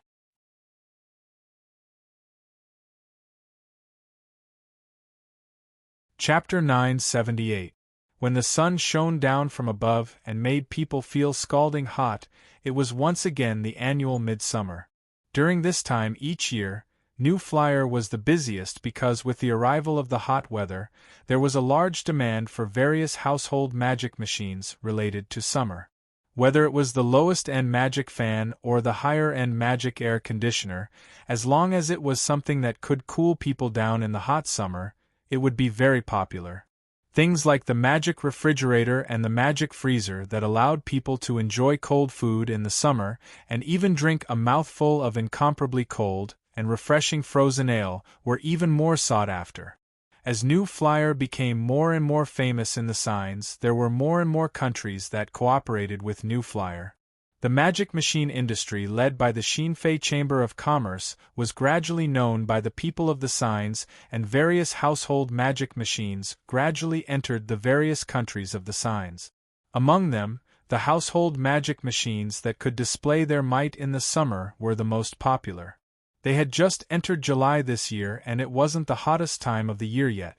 According to the statistics of the New Flyer's sales department, the company had already sold over 2,700,000 magic fans, 430,000 magic air conditioners, and a shocking 660,000 magic refrigerators and magic freezers. Just based on these 4 household magic machines, the Xinfei Chamber of Commerce had already earned a terrifying 9 million gold coins in sales. Even if there was competition from the other magic machine companies, as well as the increase in sales costs, the New Flyer still maintained a high profit. From the 9 million gold coins in sales, the New Flyer's net profit was over 4 million gold coins, which was close to half. And this was just the sales volume of midsummer. As summer went on, the sales volume of these household magic machines would continue to quickly increase. According to the pattern of previous years, the final sales volume would increase by 1.5 times. The total sales volume would be over 20 million gold coins and the total profit would be over 10 million gold coins. Although many people felt that many things had happened to the Frestec Chamber of Commerce this year, for example, the most influential thing was the break with the Magicians Guild. Even the Frestec Chamber of Commerce guards had taken action against the Mana Magic Kingdom because of this, which would definitely affect the Frestec Chamber of Commerce's business performance. But in reality, this didn't affect the sales of New Flyer's products at all. Rather, because of the clash between the New Flyer and the Sorcerers Guild, the New Flyer's fame in the signs had increased, which promoted the promotion of New Flyer's products. Of course, the higher the sales volume, the higher the demand for the production of New Flyer. Even if the Frestec Chamber of Commerce worked hard to increase their production each year, they were limited by the fact that they had to have magicians in charge of drawing magic arrays, so it was hard for the Frestec Chamber of Commerce's production to increase quickly. And this was the main reason why Sui didn't hesitate to fall out with the Magicians' Union headquarters. What New Flyer needed the most now was the support of low-level mages, and the Magicians' Union headquarters wanted to compete with New Flyer in this aspect. This was something that Sui absolutely couldn't tolerate. Although falling out with the Magicians' Union headquarters had shocked the entire continent, the results were very good for New Flyer. Just as Sui had judged before, for most low-level mages, becoming a high-level mage, a great mage, or even a magister was an unattainable dream. What they truly cared about was their own survival and livelihood. The Sorcerers' Guild couldn't really help them in this aspect, but New Flyer could. This was a very easy choice to make. After the fallout between New Flyer and the Magicians' Union headquarters, although the Magicians' Union headquarters had explicitly prohibited all mages registered with the Sorcerers' Guild from joining New Flyer and working for New Flyer, the number of low-level mages who actually paid attention to this prohibition could be counted with one's fingers. After this matter became a big deal, more low-level mages came to understand the various benefits of working for New Flyer, such as high wages and benefit. Thus, starting a few months ago, mages from all over the signs entered the Principality of Constantine every day, hoping to work for New Flyer. Most of the high-level mages eventually joined the Academy of Magic to engage in research. Mages between level 3 and level 5, who were slightly lower in standard, could directly begin the work of drawing magic arrays after some training. Most of the lower-level first and second-level mages chose to sign an agreement with New Flyer and then enter the New Flight College for 1 to 2 years of long-term vocational training. After graduating from the college, they could also work for the Chamber of Commerce. As a result, in less than half a year, the total number of mages in New Flyer skyrocketed from less than 2,000 to more than 4,000. As for the ban from the Magicians' Union headquarters? Who cared about that? Today was another hot day in early July. When the sun had just risen above their heads and the cement road was burning hot, one could even see the heat rising from the ground with the naked eye. A large passenger magic car slowly drove into the Shinfei Magic Car Station that was northeast of Shinfei City. As soon as the car came to a stop, the door opened and a group of people rushed out of the car. If one took a closer look, they would discover that among the dozens of people who alighted from the carriage, apart from a dozen or so commoners wearing short clothes, the rest of the people were actually magicians wearing magic robes of various colors, with a badge on their chests that represented their magician rank. If it were any other place on this continent, the appearance of so many mages of different appearances and levels would definitely attract the attention of the surrounding people. But when these magicians came out of the car, other than a few people looking at them, there wasn't a single person who paid attention to them. The reason was very simple. It was because this was just too common. In the past few months there had been groups of magicians that came here. They all wanted to work for the Frestek Chamber of Commerce. Not to mention the staff of the Shinfei Magic Car Station being tired of seeing this. Even the normal people who came here were already used to this scene. After getting out of the magic car, this group of magicians who had just arrived curiously looked around. Seeing the large and tall magic car station in front of them, they couldn't help revealing looks of shock. For a magic car passenger station that was close to 10 meters tall and took up over 2,000 square meters, it was completely hollow in the middle, with only a few pillars supporting it. Not to mention seeing it before, they had never even thought of it before. Such a shocking building, just how was it made? Even the royal palace of the Kanla Empire wasn't this grand. While the magicians were sighing in praise, there were 2 young men and women with the Frestek Chamber of Commerce's emblem on their arms that came forward. "Greetings, magicians." One of the young men greeted everyone with a smile on his face. "Let me introduce myself. I am a staff member of the New Flyer. Everyone can call me Luoken, and this is my colleague Sarah." The young girl gave a nod to everyone with a smile. "We are the staff members sent by the New Flyer to welcome magicians for the first time. If you have any questions, you can ask us." The group of magicians looked at each other before a male magician who looked to be around 30 asked, "You are all people from the New Flyer? Then tell me, if I want to work for the New Flyer, where should I find people?" Luoken revealed a faint smile. Our new flyer warmly welcomes any magician to join us. If you are willing to join our company, we have prepared a special coach for the company's headquarters. You can come with us later and Sarah and I will lead you to the company's headquarters.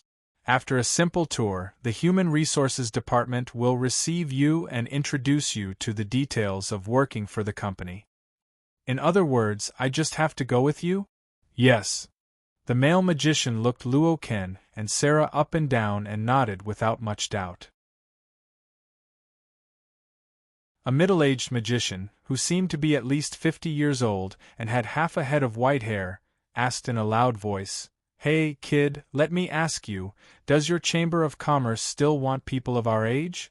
The middle-aged magician asked, "Hey, kid, let me ask you, does your Chamber of Commerce still want people of our age?" Luo Ken turned his head to look at him and his companions.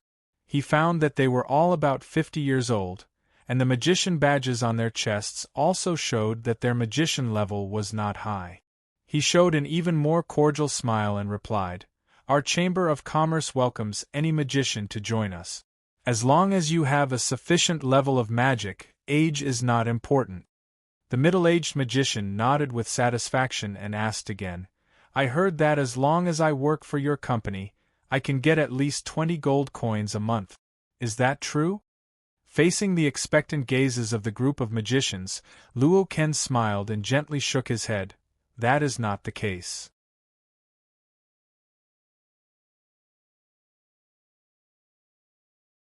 Chapter 979. Hearing this answer, the group of magicians immediately went into an uproar. A middle-aged magician who looked to be in his 40s immediately shouted anxiously, "I clearly heard others say that I can get at least 20 gold coins a month, that's why I came all the way here. Now you're telling me that's not the case. Is your new flyer lying?" "That's right. If I don't get 20 gold coins a month, why would I come all the way here? I say, if I don't get 20 gold coins a month, I should at least get 15 gold coins, right? I heard that the cost of living here is quite high, and the salary isn't high enough. It might not even be enough for me to live on." Luo Ken maintained his smile and quietly listened to the complaints and protests of the crowd. After the crowd gradually calmed down, he said in a clear voice, "Everyone, I think you've all misunderstood. That's not what I'm talking about. I'm not talking about not getting 20 gold coins a month. On the contrary, if you join our Chamber of Commerce and work for us, as long as your work progress is excellent, your monthly salary will easily exceed 20 gold coins. Of course, if your work isn't good enough, then I'm sorry, you may only get a basic salary of 10 gold coins." "So it's like this." The magicians let out a sigh of relief. "Heh, the lowest is 10 gold coins. Then there's no need to worry." "That's right, 10 gold coins. It's good enough that I can get that much by staying at home for a year. Hey, aren't you too miserable? I work for those lords at home every year. No matter what, I can get 20 or 30 gold coins a year." Sarah, who had been standing next to Luo Ken and hadn't said much, suddenly let out a chuckle. Before she started this job, she always thought that magicians were mysterious and powerful people who studied magic. Now that she had come into contact with more and more magicians, she discovered that magicians were actually not much different from ordinary people. Apart from knowing some magic, they would still worry about their lives. These magicians in front of her were complaining that they could only get a few dozen gold coins a year at home, complaining about the hardships of their lives. She had never thought of this before, but she often saw it during this period of time. The image of magicians in her mind had long since collapsed. However, every time she saw this situation, she would still find it a little funny. Hearing Sarah's laughter, Loken quickly turned his head and glared at her sternly. When he turned back to the mages, his face was full of smiles again. "In addition to the basic salary, our Chamber of Commerce will also provide a series of benefits to the staff of the Chamber of Commerce. Magicians will also be treated better than ordinary workers. For example, for magicians who come from other places, we will arrange accommodation for them and provide them with the most basic necessities. This is to ensure that any magician who has just joined the Chamber of Commerce can quickly settle down here. Eh? They even arranged a house for you? Really? That good? Wow, this new flyer is really not bad. No wonder Ekman kept bragging in front of us. Luo Ken listened quietly for a while. Seeing that everyone had quieted down again, he raised his voice and asked, "Then everyone, if you are willing to work for our Chamber of Commerce, please follow Sarah's lead and wait on the bus that we have prepared. When the bus is full, we will immediately depart for the Chamber of Commerce's headquarters." The magicians looked at each other before the 50-year-old middle-aged magician and his companions came to Sarah's side. The other magicians hesitated a bit before also coming over.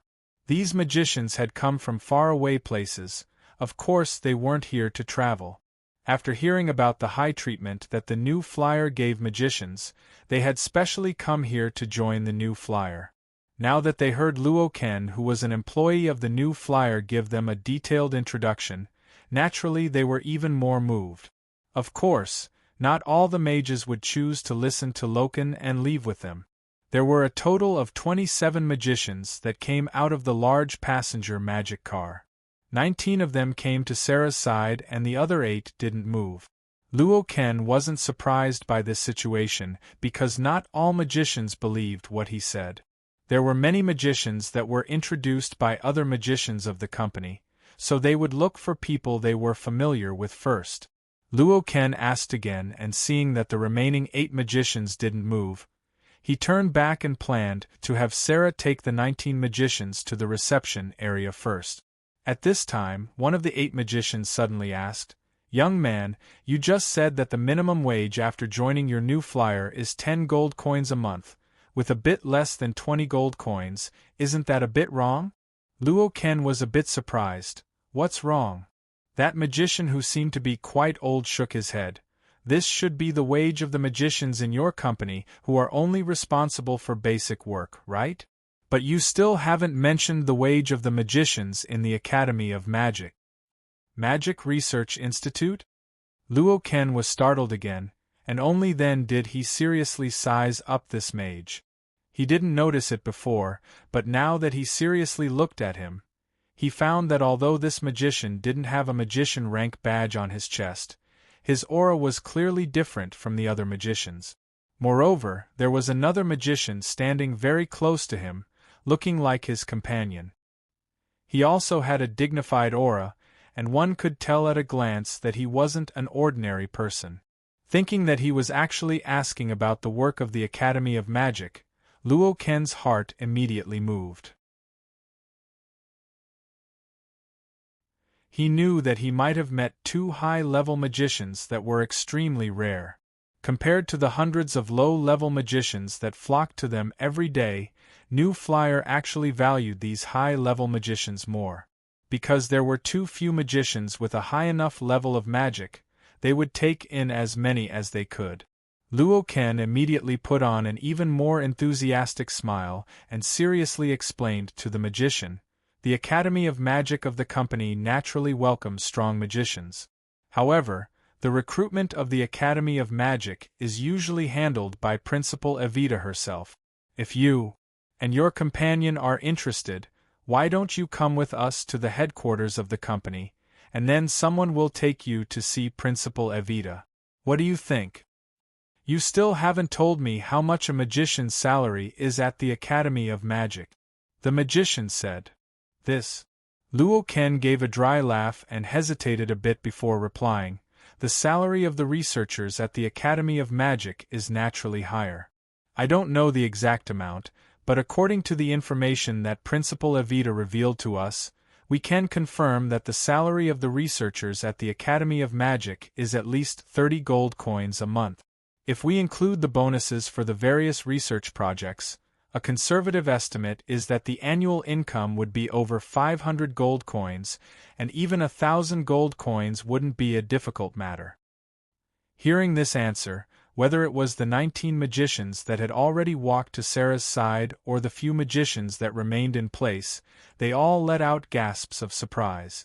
500 gold coins a year. This was an extremely high income that countless people dreamed of. And if they could reach 1,000 gold coins a year, then they could live an extremely wealthy life all of a sudden. It had to be known that the special financial support that the Sorcerers' Guild gave to a one-star great magician was only a trifling 100 gold coins a year. The magician that asked the question and his companion were clearly surprised by this answer. After staring blankly for a bit, the magician couldn't help but nod his head and sigh. No wonder New Flyer was able to attract so many magicians to join them. They didn't even put the Sorcerers' Guild's ban in their eyes. Standing not far from him was a magician with a 4th-level magician badge on his chest. He glanced at him and coldly snorted, "Nonsense, if the Sorcerers' Guild could give me a few 100 gold coins a year, then of course I would listen to them. Is that so?" The magician smiled and didn't refute. Instead, he took a step towards Luo Ken and said with a smile, "My companion and I are interested in your company's Academy of Magic. If you don't mind, can you take us to take a look?" Luo Ken was immediately overjoyed and quickly nodded. Of course. The two of you, please." Seeing this group of magicians follow Sarah to the Frestec Chamber of Commerce's car that was parked outside the bus station, Luo Ken turned back to talk to the remaining 6 magicians. He found that they had their own plans and didn't force them. After giving the 6 magicians a flyer for the New Flyer, Luo Ken thought about it before returning to the reception area. He had 2 other subordinates take over his work before running to the reception car. Seeing him run over, Sarah, who was introducing the New Flyer to the magicians in the car, was stunned. "Why are you here?" Luo Ken nodded to the magicians in the car with a smile before replying in a small voice, "The next car will take some time, so I feel that it's better if I personally receive this batch." After saying this, he said to the driver, "Drive. Anyway, the car is already full, so we won't wait for the next batch." The driver looked at Sarah and seeing that she didn't have any objections, he started the large passenger magic car that was specially used to receive magicians. He quickly drove off to the New Flight Commerce main base to the west of Shinfei City. Although most of these magicians had taken the Fersen Chamber of Commerce's passenger line, it was still very novel to ride in a large passenger magic car. Adding in the strange sights of Shinfei City that they had never seen before, they were very interested in looking out the window and asking questions from time to time. The 2 high-grade magicians with different auras were also looking out the window, but they remained silent the entire time. When the large passenger magic car drove into the New Flyer main base, and there were all kinds of factories on both sides of the road, the 2 high-grade magicians finally revealed looks of interest.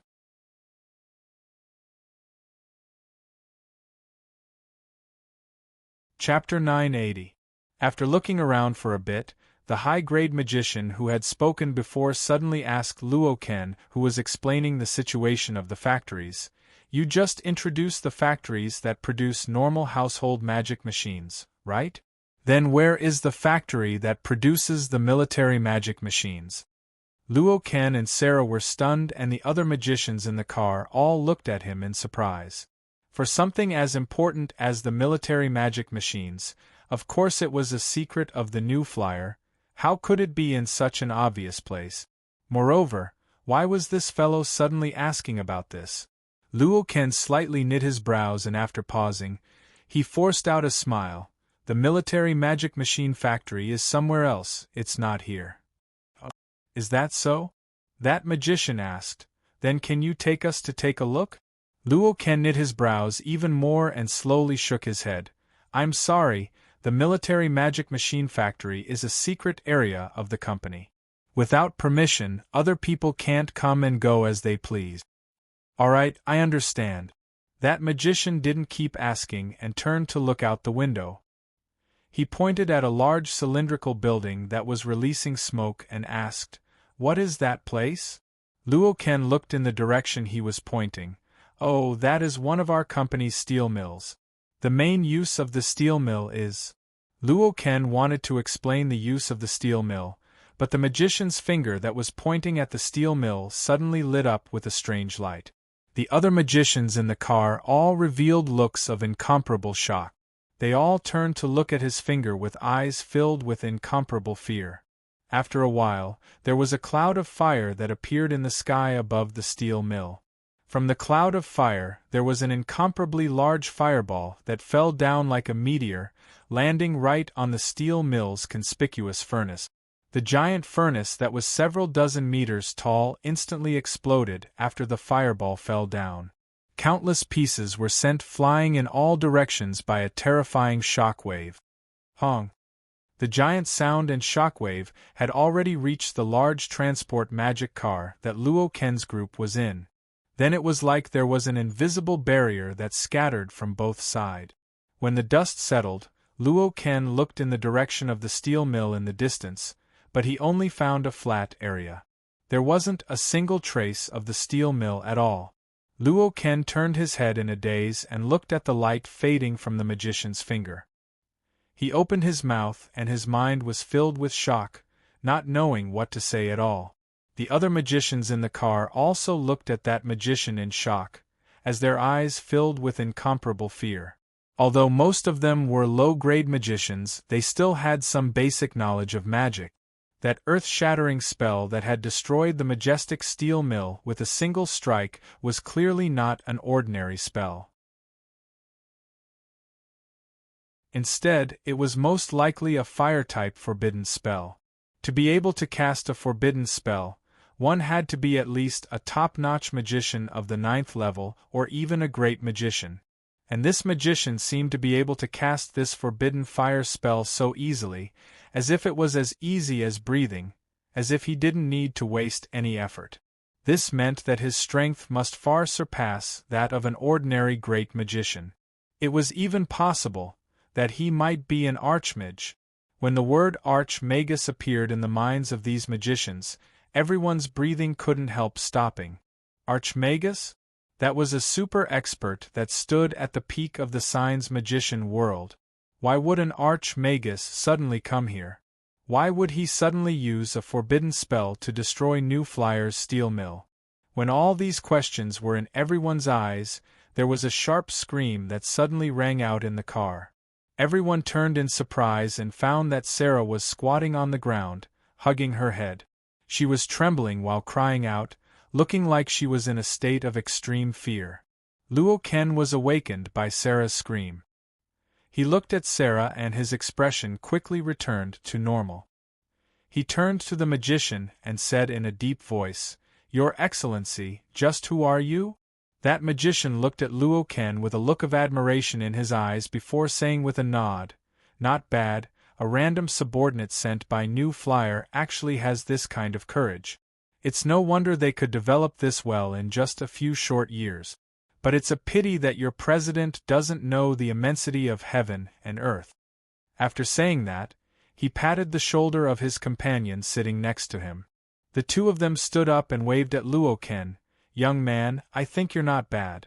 You should take this opportunity to leave this place quickly. Don't be buried with New Flyer." After saying that, he didn't care about the reactions of Luo Ken and the people in the car. He and his companions' bodies flashed, and when they reappeared, they were already in the air. "Carmilla, come out and receive the guests. I don't believe you can't hear such a big commotion." A loud voice spread from the sky. It was the magician who had just made a move. As soon as he finished speaking, a few spatial vortexes suddenly appeared in the air, and a few figures appeared. Teacher Carmilla, who was in the middle, looked at the steel mill in the distance that had already sunk into a sea of fire.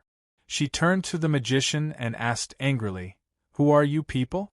Why did you suddenly make a move?" Su-yi, who appeared next to Teacher Carmilla, had a much calmer expression. He only glanced at the steel mill and then flew to the ground. He quickly explained the follow-up matters to some of the New Flyer's staff, who had rushed over after hearing the news. The magician lowered his head slightly, and his gaze fell on Su-yi, who was handling things on the ground. He asked with interest, "That's the president of New Flyer, Su-yi? He's really young. At his age, he's already become a great magician. I have to say that his magic talent is really unique. I think, as long as he's given enough time, he'll definitely become an archmage, right? There's even a slight chance that he'll challenge himself and become a great magician that hasn't been broken through in thousands of years. His companion snorted coldly. It's a pity that he's going to die today. He'll never have the chance to become a great magician. Yes, it's a pity that he's going to die today. The magician deliberately let out a long sigh. If it were possible, I'd be very happy to see such a talented magician continue on the path of magic. I'd like to see how far he can go in the end. But who told him to court death himself? As soon as he finished speaking, he suddenly stretched out a finger and pointed at Sui, who was on the ground. A thin black line shot out from the tip of his finger, and in the blink of an eye, it was already behind Sui. Just as the black line was about to hit Sui's back, the space behind Sui suddenly twisted strangely, and a small black hole suddenly appeared. The black line fell into the black hole, and was completely swallowed up, disappearing. The whole process didn't even last a second. The new flyer's staff standing next to Sui didn't feel anything strange at all. Sui also acted as if he didn't feel anything. He didn't even turn his head, and continued to give instructions to the staff. The magician and his companions looked at each other, and both of them revealed a look of surprise. The thin black line he shot out just now looked very inconspicuous, but in fact, this space distortion ray was a space magic he developed himself that he was very proud of. It represented his superb control of space magic. But in the face of this seemingly inconspicuous, but in fact extremely powerful magic, Sui directly turned it into nothing. This really made him feel very surprised. It seems that this Chairman Su's magic level isn't just for show. The magician turned his head to look at Mentor Carmilla, and his expression finally became a little serious. He could clearly sense that Mentor Carmilla didn't make a move at all just now. In other words, Sui completely blocked the space distortion ray with his own strength. And to be able to completely block this magic proved that Sui's understanding of space magic was very deep. It proved that he was a genuine great magician, and not a fake great magician who fished for fame, but whose actual strength was far from enough. Mentor Carmilla stared at the two of them, and her eyes narrowed even more. When this magician made a move just now, she was immediately certain that this fellow in front of her wasn't a 9th-rank magician, nor was he a great magician. He was 100% an archmage on the same level as her. But then again, this made sense. New Flyer had already used actual battle results to prove that just the New Flyer's guards could kill a great magician, not to mention that Mentor Carmilla was here. If it was only a great magician, he wouldn't dare to come here and cause trouble, because that was simply sending himself to death. So since the other party dared to come and make a move, he had to be one of the strongest magicians at the level of an archmage. The problem was that if this person in front of her was an archmage, then was his companion who hadn't made a move yet also an archmage? If it was only one archmage who came, then it would be fine, but if there were two archmages together, then it would really be troublesome. Perhaps seeing the doubts in Mentor Carmilla's heart, the magician smiled faintly and said, "Right, I forgot to introduce myself. Hello Carmilla, it's the first time we've met. I'm Levin Hassock, and this is my companion Salander Clay. I think you must have heard of our names." Hearing these two names, Mentor Carmilla's eyes suddenly shrank.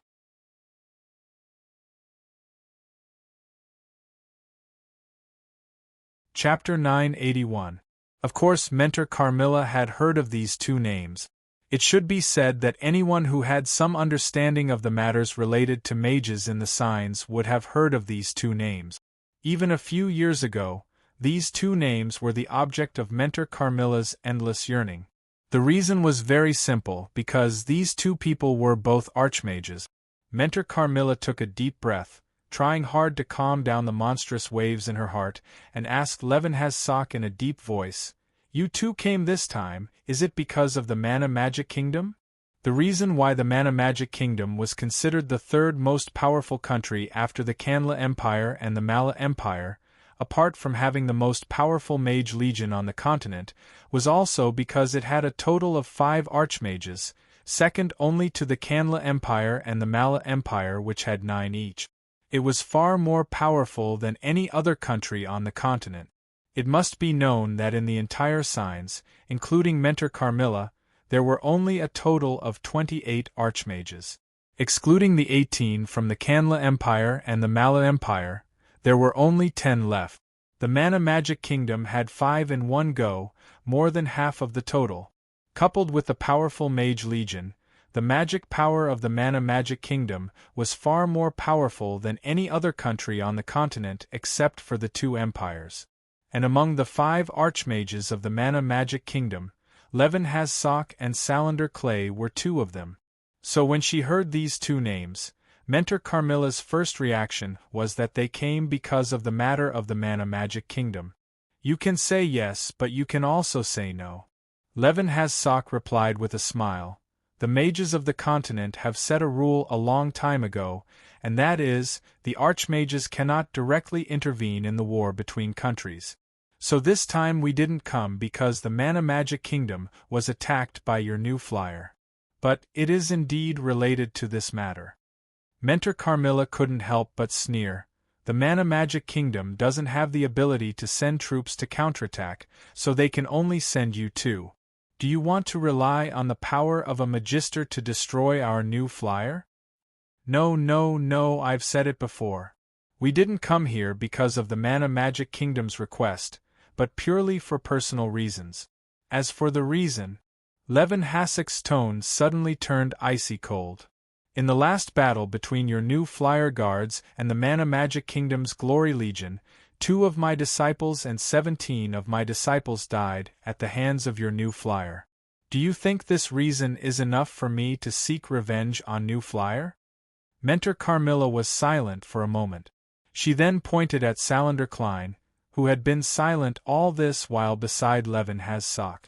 If that's the case, he has the same reason? That's right. I have a nephew who died in that battle, and a few other apprentices also died at the hands of your new flyer. This time, I didn't come here as a magister of the Mana Magic Kingdom, but purely as a personal reason to seek revenge. Salander Klein said coldly.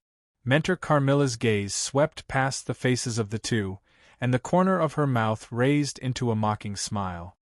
Those who mix with those fellows from the Sorcerer's Guild are just as hypocritical as them.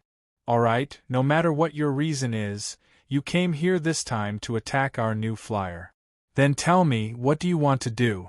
If you want to destroy the entire new flyer, then your actions will definitely be condemned by all the mages in the continent. Of course we won't do that. Destroying that steel mill just now was just to give you a warning. Levin Hazzak laughed.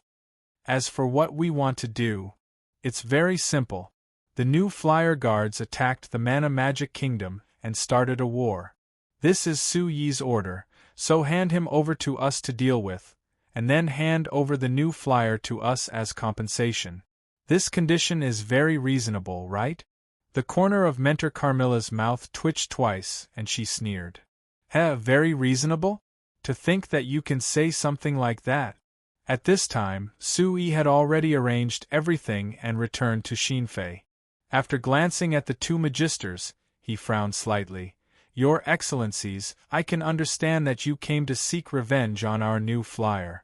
I can also understand that you want to deal with me. But you just casually destroyed a steel mill. Preliminary estimates say that you have caused at least 300 people to die, over 1,000 to be seriously injured, and over 2,000 to be lightly injured. Can you really bear to do that? Levin Hazzak glanced at the sea of flames in the distance, his expression cold. It's just a group of ordinary people. If they die, then they die. Moreover, Chairman Su, this is all because of the mistake you made. If you want to blame someone, you can only blame yourself. Is that so? Su Yi sighed softly. Alright, I understand why you two came this time. It's nothing more than me and our new flyer.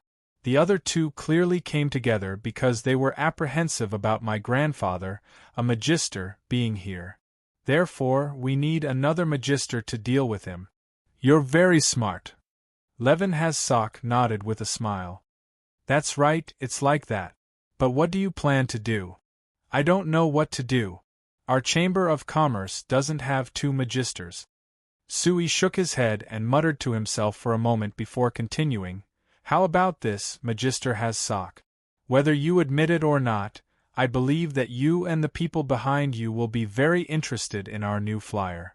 Destroying this place won't benefit you or them in the slightest.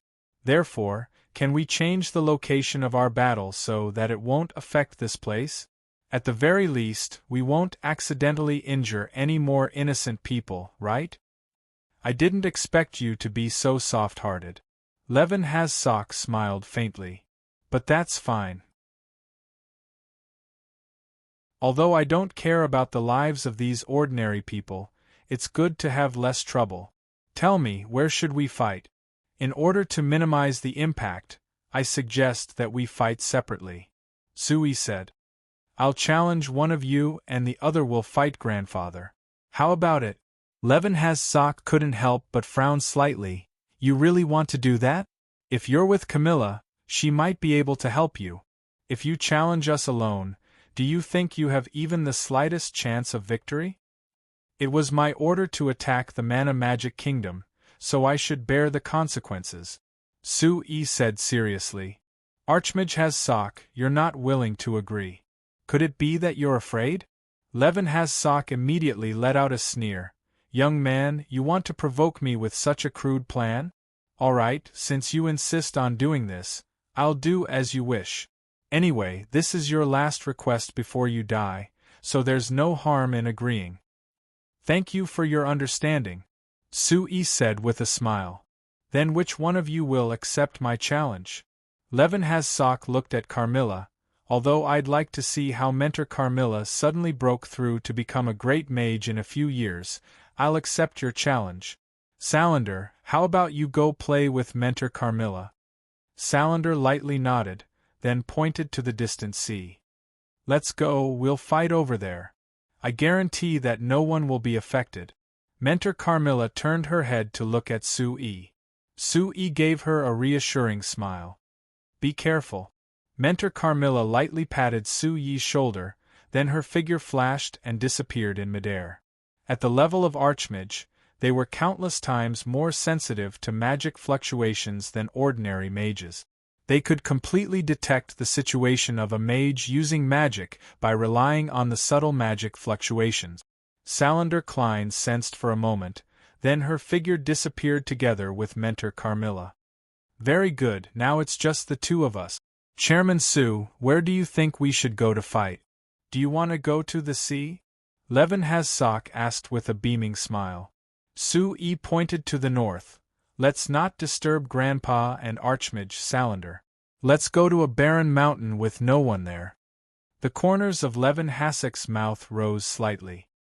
He looked at Sui like a cat looking at a mouse it had caught, full of ridicule. Sure, lead the way. Sui circulated the magic in his body, and his figure flashed. A moment later, he appeared in a barren mountain 10 kilometers north of the New Flight Commerce main base. And just as he appeared from the void, Levinhas had already appeared. Whether it was the distance or position between them, it was exactly the same as the distance and position between the two of them before. Just from this detail, it could be seen that Levinhas was worthy of being an archmage. His mastery of spatial magic had already reached an extremely high level. This is the place? Levinhas looked around and nodded with satisfaction. Yes, the scenery here is not bad. It's worthy of being your burial ground. Sui smiled and was unmoved. Instead, he flew some distance away and raised his right hand. Then, Senior, shall we begin? Levinhas looked up at the sky and gave a big yawn. He waved his hand and said, This is a personal vendetta, not a duel. You can do it whenever you want, there's no need to specifically tell me. But I can tell you that I'm very interested in you being able to become a great mage at such a young age. I want to see how your magic level is, so I'll give you some time to attack me at will to see your specific magic level. As for the time, let me think. Let's set it at 5 minutes. At this point, Levinhas revealed a sinister smile and continued, Sue, make good use of the last 5 minutes of your life. Now, a second has already passed. Sue couldn't help but shake his head. This Levinhas was clearly a dignified archmage. How could he have the demeanor of a perverted homicidal maniac? After looking at Levinhas's tyrannical gaze in the distance, Sue took a deep breath and raised his left hand. He aimed at the pocket-sized magic communicator on his wrist and said in a deep voice, "Do it!" After saying that, the magic within Sue's body frantically activated. His body disappeared in an instant, and then reappeared 3 kilometers away. The next moment, countless fireballs and light beams suddenly flew out from all directions, covering the sky and covering the earth as they flew towards Levinhas 3 kilometers away.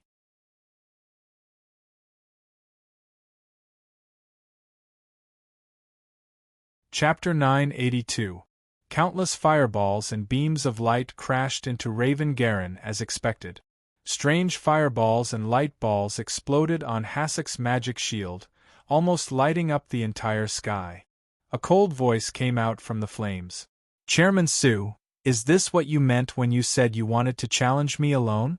I thought that since you could become a great mage at such a young age, you must be extraordinary. I didn't expect you to be a piece of trash who needs external help to challenge me. You're really disappointing." Although the magic cannonballs and magic light beams were still shooting at Levin, Hasek continued to bombard Hasek with attack. Hisoko continued to attack. Violent explosions were incessant, but his voice could still be heard clearly from the explosions, as if he wasn't affected at all. Sue looked at the sky that was constantly flashing with light and frowned slightly. He then said to the pocket-sized magic communicator on his left wrist, "Continue to monitor the other party's magic fluctuations and prepare to use magic spatial interference. Take note that the other party is very sensitive to the changes in magic. It's estimated that the radius of his senses is between 4 to 5 kilometers. Roger." A deliberately lowered voice came from the magic communicator. "Sir Chairman, you have to be careful. We still need some time to collect the other party's data." "No problem." Sue put down his wrist and took a deep breath. He mobilized the magic in his body and used spatial magic to condense a magic channel to transmit his voice clearly. "Senior Hasek, you said that you were very interested in my level of magic, but in fact, I've never had much interest in the magic that ordinary mages study. I've focused on researching all kinds of magic machines. I believe you should have heard about it." "Humph, so what?" "You see, ordinary magic machines are obviously not enough to show you the power of the magic that I've researched, so I've mobilized the most powerful military magic machines of our Chamber of Commerce to show you. What do you think? Levin in the midst of the explosions?" Hasek was silent for a moment, then he let out a faint sigh. "I have to admit that the military magic machines you've researched are very interesting. Although their power is not worth mentioning in my opinion, each attack is equivalent to the power of a 6th or even 7th tier spell. In other words, you have countless 6th or 7th tier mages as helpers out of nowhere. If it was used against ordinary people and the military, the effect would be very good. But Sue, have you forgotten one thing?" Bang! A huge muffled sound suddenly rang out, enveloping Galen's entire body. All of a sudden, the explosion around Hisoko's body was blocked by a pale green light shield visible to the naked eye. Could those magic cannonballs and magic beams have approached Levin? As soon as Hisoko activated his mana shield, the mana cannonballs and mana light beams were completely blocked at least 100 meters away from him. Although the explosions didn't stop, They didn't seem as threatening as before, other than looking more magnificent and spectacular. Levin's voice came from the mana shield again? Hisoko sneered. Sui, I admit that your little tricks are a threat to low-level mages and even great mages. But don't forget that I'm a magister. To tell you the truth, you want to break my mana shield with attacks of this strength? It's far from enough. Sui looked at Galen in the distance, who still had his magic shield up and didn't dodge at all, using his powerful magic to take the attacks of the magic shells and magic beams. Hisoko couldn't help but shake his head gently. Of course, he knew that these attacks couldn't break the mana shield of a magister. But that wasn't the purpose of these attacks. They were just to collect data. Sui, 2 minutes have passed. You still have 3 minutes. Levin's voice came from afar. Hisoko's voice sounded again. But this time, not only was his voice full of undisguised mockery, but it was also somewhat vague. It wasn't as though he was whispering into Rhodes' ear like before. Sui stared at Levin's figure in the distance. Hisoko looked for a while, thought for a while, then raised his right hand and fully mobilized the mana in his body. The originally clear sky suddenly condensed into a thick layer of dark clouds. The clouds overflowed with lightning, looking very powerful. Levin's figure in the distance? Hisoko raised his head and revealed an interested smile. Thunder Snake Wild Dance? Ha, that's right. No matter what, you can be regarded as the youngest great mage in the history of this continent. If you die without even casting a forbidden spell, it's too unreasonable. Although this Thunder Snake Wild Dance is only a relatively simple wind-forbidden spell, you were able to make it take shape in such a short time. This is enough to prove that you have a good grasp of it, and are worthy of the title of Great Magician. Sui remained silent and pretended to focus on casting the spell. At the same time, he said to the pocket-sized magic communicator on his wrist, "When this spell falls, activate magic spatial interference." Sir Chairman, we need around 40 seconds to complete the magic spatial interference. Please hold on for a bit longer. Evita's voice came from the magic communicator. From her voice, it could be heard that Evita was clearly very nervous. 40 seconds? Sui looked at the dark clouds in the sky and softly nodded. All right, I'll hold him back. After saying this, Sui looked at Laika Hisoko in the distance. Hisoko said in a clear voice, "Senior Hisoko, this forbidden spell is the one I have the most confidence in among the 3 forbidden spells I currently have. Please appreciate it." As soon as his voice fell, Sui's mana moved and the dark clouds in the sky suddenly roiled. An exceptionally thick lightning suddenly fell from the dark clouds and heavily hit Levin's magic communicator. It hit Hisoko's magic shield. Crackle bang! The lightning scattered into countless snake-like ripples on the magic shield, and the sound of the lightning exploding on the magic shield could be heard. Such terrifying lightning, such terrifying thunder, it was even more frightening than the lightning in a thunderstorm. But Levin? Hisoko's magic shield only flickered with a faint cyan light and didn't show any abnormalities. But Levin in his magic shield? Hisoko's expression became serious for the first time. He raised his head to look at the dark clouds in the sky, slightly narrowed his eyes, and muttered to himself, "Heh, this kid can actually use the forbidden spell Lightning Snake Wild Dance so well, no wonder he can become a great magician at such a young age. His magic talent is really shocking. If things continue like this, he might be able to break through to become an archmage in less than 10 years. Thinking of this, Levin? A trace of killing intent flashed past Hisoko's eyes.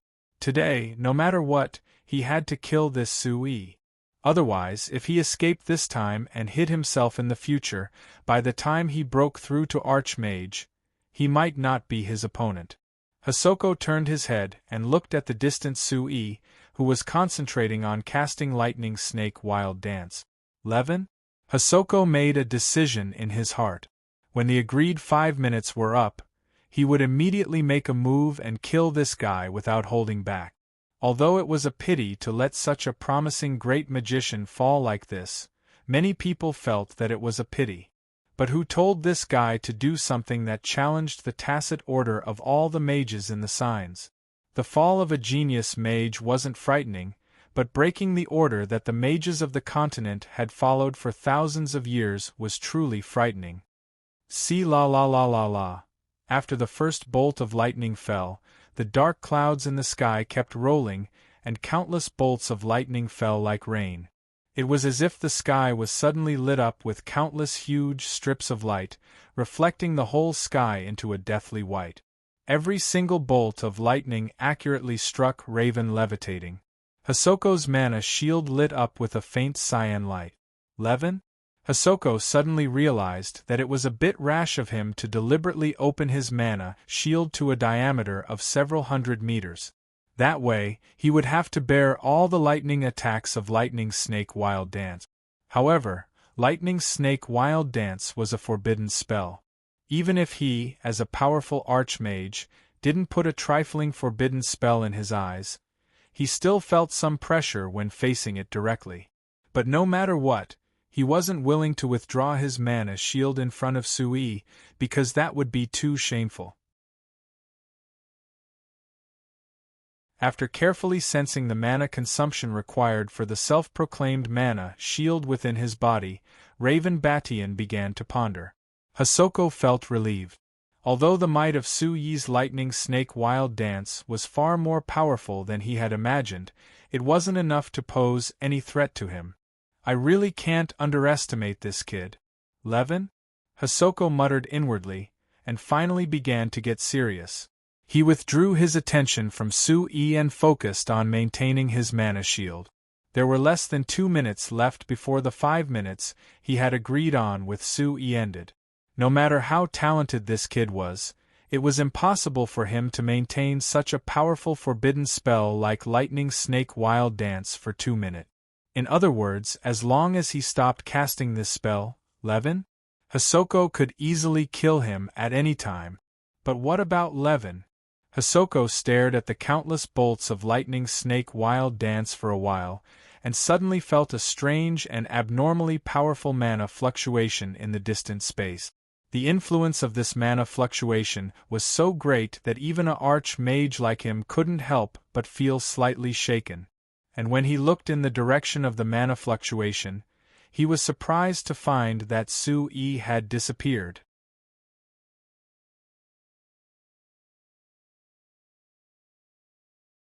Chapter 983. Levin? Hasek's face sunk. He had been paying attention to the Wild Thunder Snake dance released by Sui, but he never thought that Sui would take this chance to run away. This fellow, he is simply a disgrace to magicians. Levin? Hisoko was slightly angered. He shook his arm, and a huge amount of magic power shot up into the sky along with an unusually thick light blue pillar of air. It hit the thick dark clouds in the sky. There was a burst of thunder and lightning in the dark clouds. It was just like the end of the world. But after a while, the dark clouds scattered and the sky became clear again. Forbidden magic spells might be abnormally terrifying to ordinary mages, but to Archmage Galen, it was nothing. To Hasek, it was just a special spell. With a wave of his hand, he could easily disperse it. When Sui disappeared, those attacks that kept attacking Levin didn't stop. Hasek's magic cannon and magic beam had disappeared, so he simply removed his magic shield. Looking in the direction Sui disappeared in, he used his magic power to sense which direction Sui had escaped in. With his abilities as an archmagus, he could easily use the traces of elemental energy left behind by Sui to determine the direction Sui had escaped in. But when he used his magic power to investigate, he found that the elemental energy in that area was in chaos. The elemental energy in that area was so chaotic that his magic power was affected and drowned out. Not to mention using the traces of elemental energy left behind by Sui, he couldn't even control the elemental energy in that area. Levin? Hasek couldn't help knitting his brows. This kind of situation was very rare for an arch-magus like him. It could be seen that Sui had prepared a special method before he escaped, making it so that he couldn't accurately detect the traces of elemental energy. Humph, this kid has some skills. Levin? Hasek turned to look at the tall buildings in the new Flight Commerce main base in the distance, and gave a cold laugh. I want to see if you're ruthless enough to watch the new flyer that you created being destroyed bit by bit. His mind turned. Levin? Hasek's figure suddenly disappeared in the air. After a while, he appeared in the air around 4 kilometers away from where he disappeared. Levin? Hasek looked at the void in front of him with a face filled with doubt and surprise. As a powerful archmagus, he was very familiar with space magic. Originally, he planned to directly use space teleportation to return to the new Flight Commerce main base, and then destroy the new Flight Commerce main base to force Su-E to appear. But he didn't expect that when he teleported to the vicinity, he would find that the elemental energy in this space was extremely violent. It could even be said that it was in a completely chaotic situation. Although space magic looked like a magus directly disappearing and reappearing in another location, in fact, it was still using the elemental energy to form a different space to move at high speed instead of flashing without leaving a trace. So in fact, if the elemental energy in a space was in an unstable state, space magic wouldn't be effective. But in this world, there were very few places where the elemental energy was so unstable that space magic wouldn't be effective. Levin? Hasek knew of 3 very special places, but it definitely didn't include this area. After frowning and thinking for a while, he decided to put this problem aside for the time being. He moved the mana in his body and disappeared again. But this time, in the blink of an eye, he appeared in the air only a few hundred meters away from where he disappeared. What's going on? Levin? Hasek looked at the void in front of him with a stunned expression. He flew a few hundred meters in an instant in the magic space, but found that the elemental energy in almost the entire space in front of him was in an extremely unstable state, making it impossible for him to use space magic to directly travel out. After frowning and thinking for a while, Levin? Hasek closed his eyes and fully activated the mana in his body to explore in all directions. About 5 minutes later, he opened his eyes again, and there was an unconcealable look of shock in his eyes. After using his mana to explore just now, he was surprised to find that there was far more than one space in which the elemental energy was in a completely chaotic state. They were completely connected and formed a complete sphere that completely wrapped him in it. The scope of this chaotic space not only covered the sky above his head, but also the depths of the earth under his feet, leaving no gap at all. In other words, it was impossible for him to directly teleport out of this place using space magic. Levin? After Hasek used his mana to investigate and confirmed that there was no gap in the barrier formed by the chaotic space of the elemental energy, he couldn't help but frown deeply. As a magus, he was, of course, a master of space magic. He knew very well that it wasn't difficult to make the elemental energy in a space fall into a chaotic state, but it was almost impossible to make the elemental energy in such a large space fall into an extremely chaotic state. Even he, a magus, couldn't do this at all. What made him even more surprised and puzzled was that this chaotic space of elemental energy was clearly just formed because when he and Su-E came here through space magic, they weren't affected at all. If he wasn't wrong, this strange space should have been specially arranged by Su-E. However, this was something that many people found hard to believe. Such a large area of magic space was abnormal. Even if it was Levin. Even a magus like Hasek wouldn't be able to form it in an instant, let alone maintain it for such a long time without any signs of collapse. It had to be known that magic spaces tended to be stable on the whole. If one wanted to maintain such a space in an abnormal state, they would have to use mana to continuously influence it. The amount of mana needed to maintain such a large space in an abnormal state was simply unimaginable. Even if it was Levin? As a magus, Hasek couldn't do this even if he used all his strength. Could it be that new flyer has other hidden magi helping them? Just as this thought surfaced, Levin interrupted it. Hasek shook his head and denied it. Although there were hidden magi in the legends of signs, mages who had reached the level of magus were very clear that it was impossible for such a thing to exist. The moment any magus broke through from a grand mage to a magus, there would be an extremely obvious abnormality that couldn't be concealed.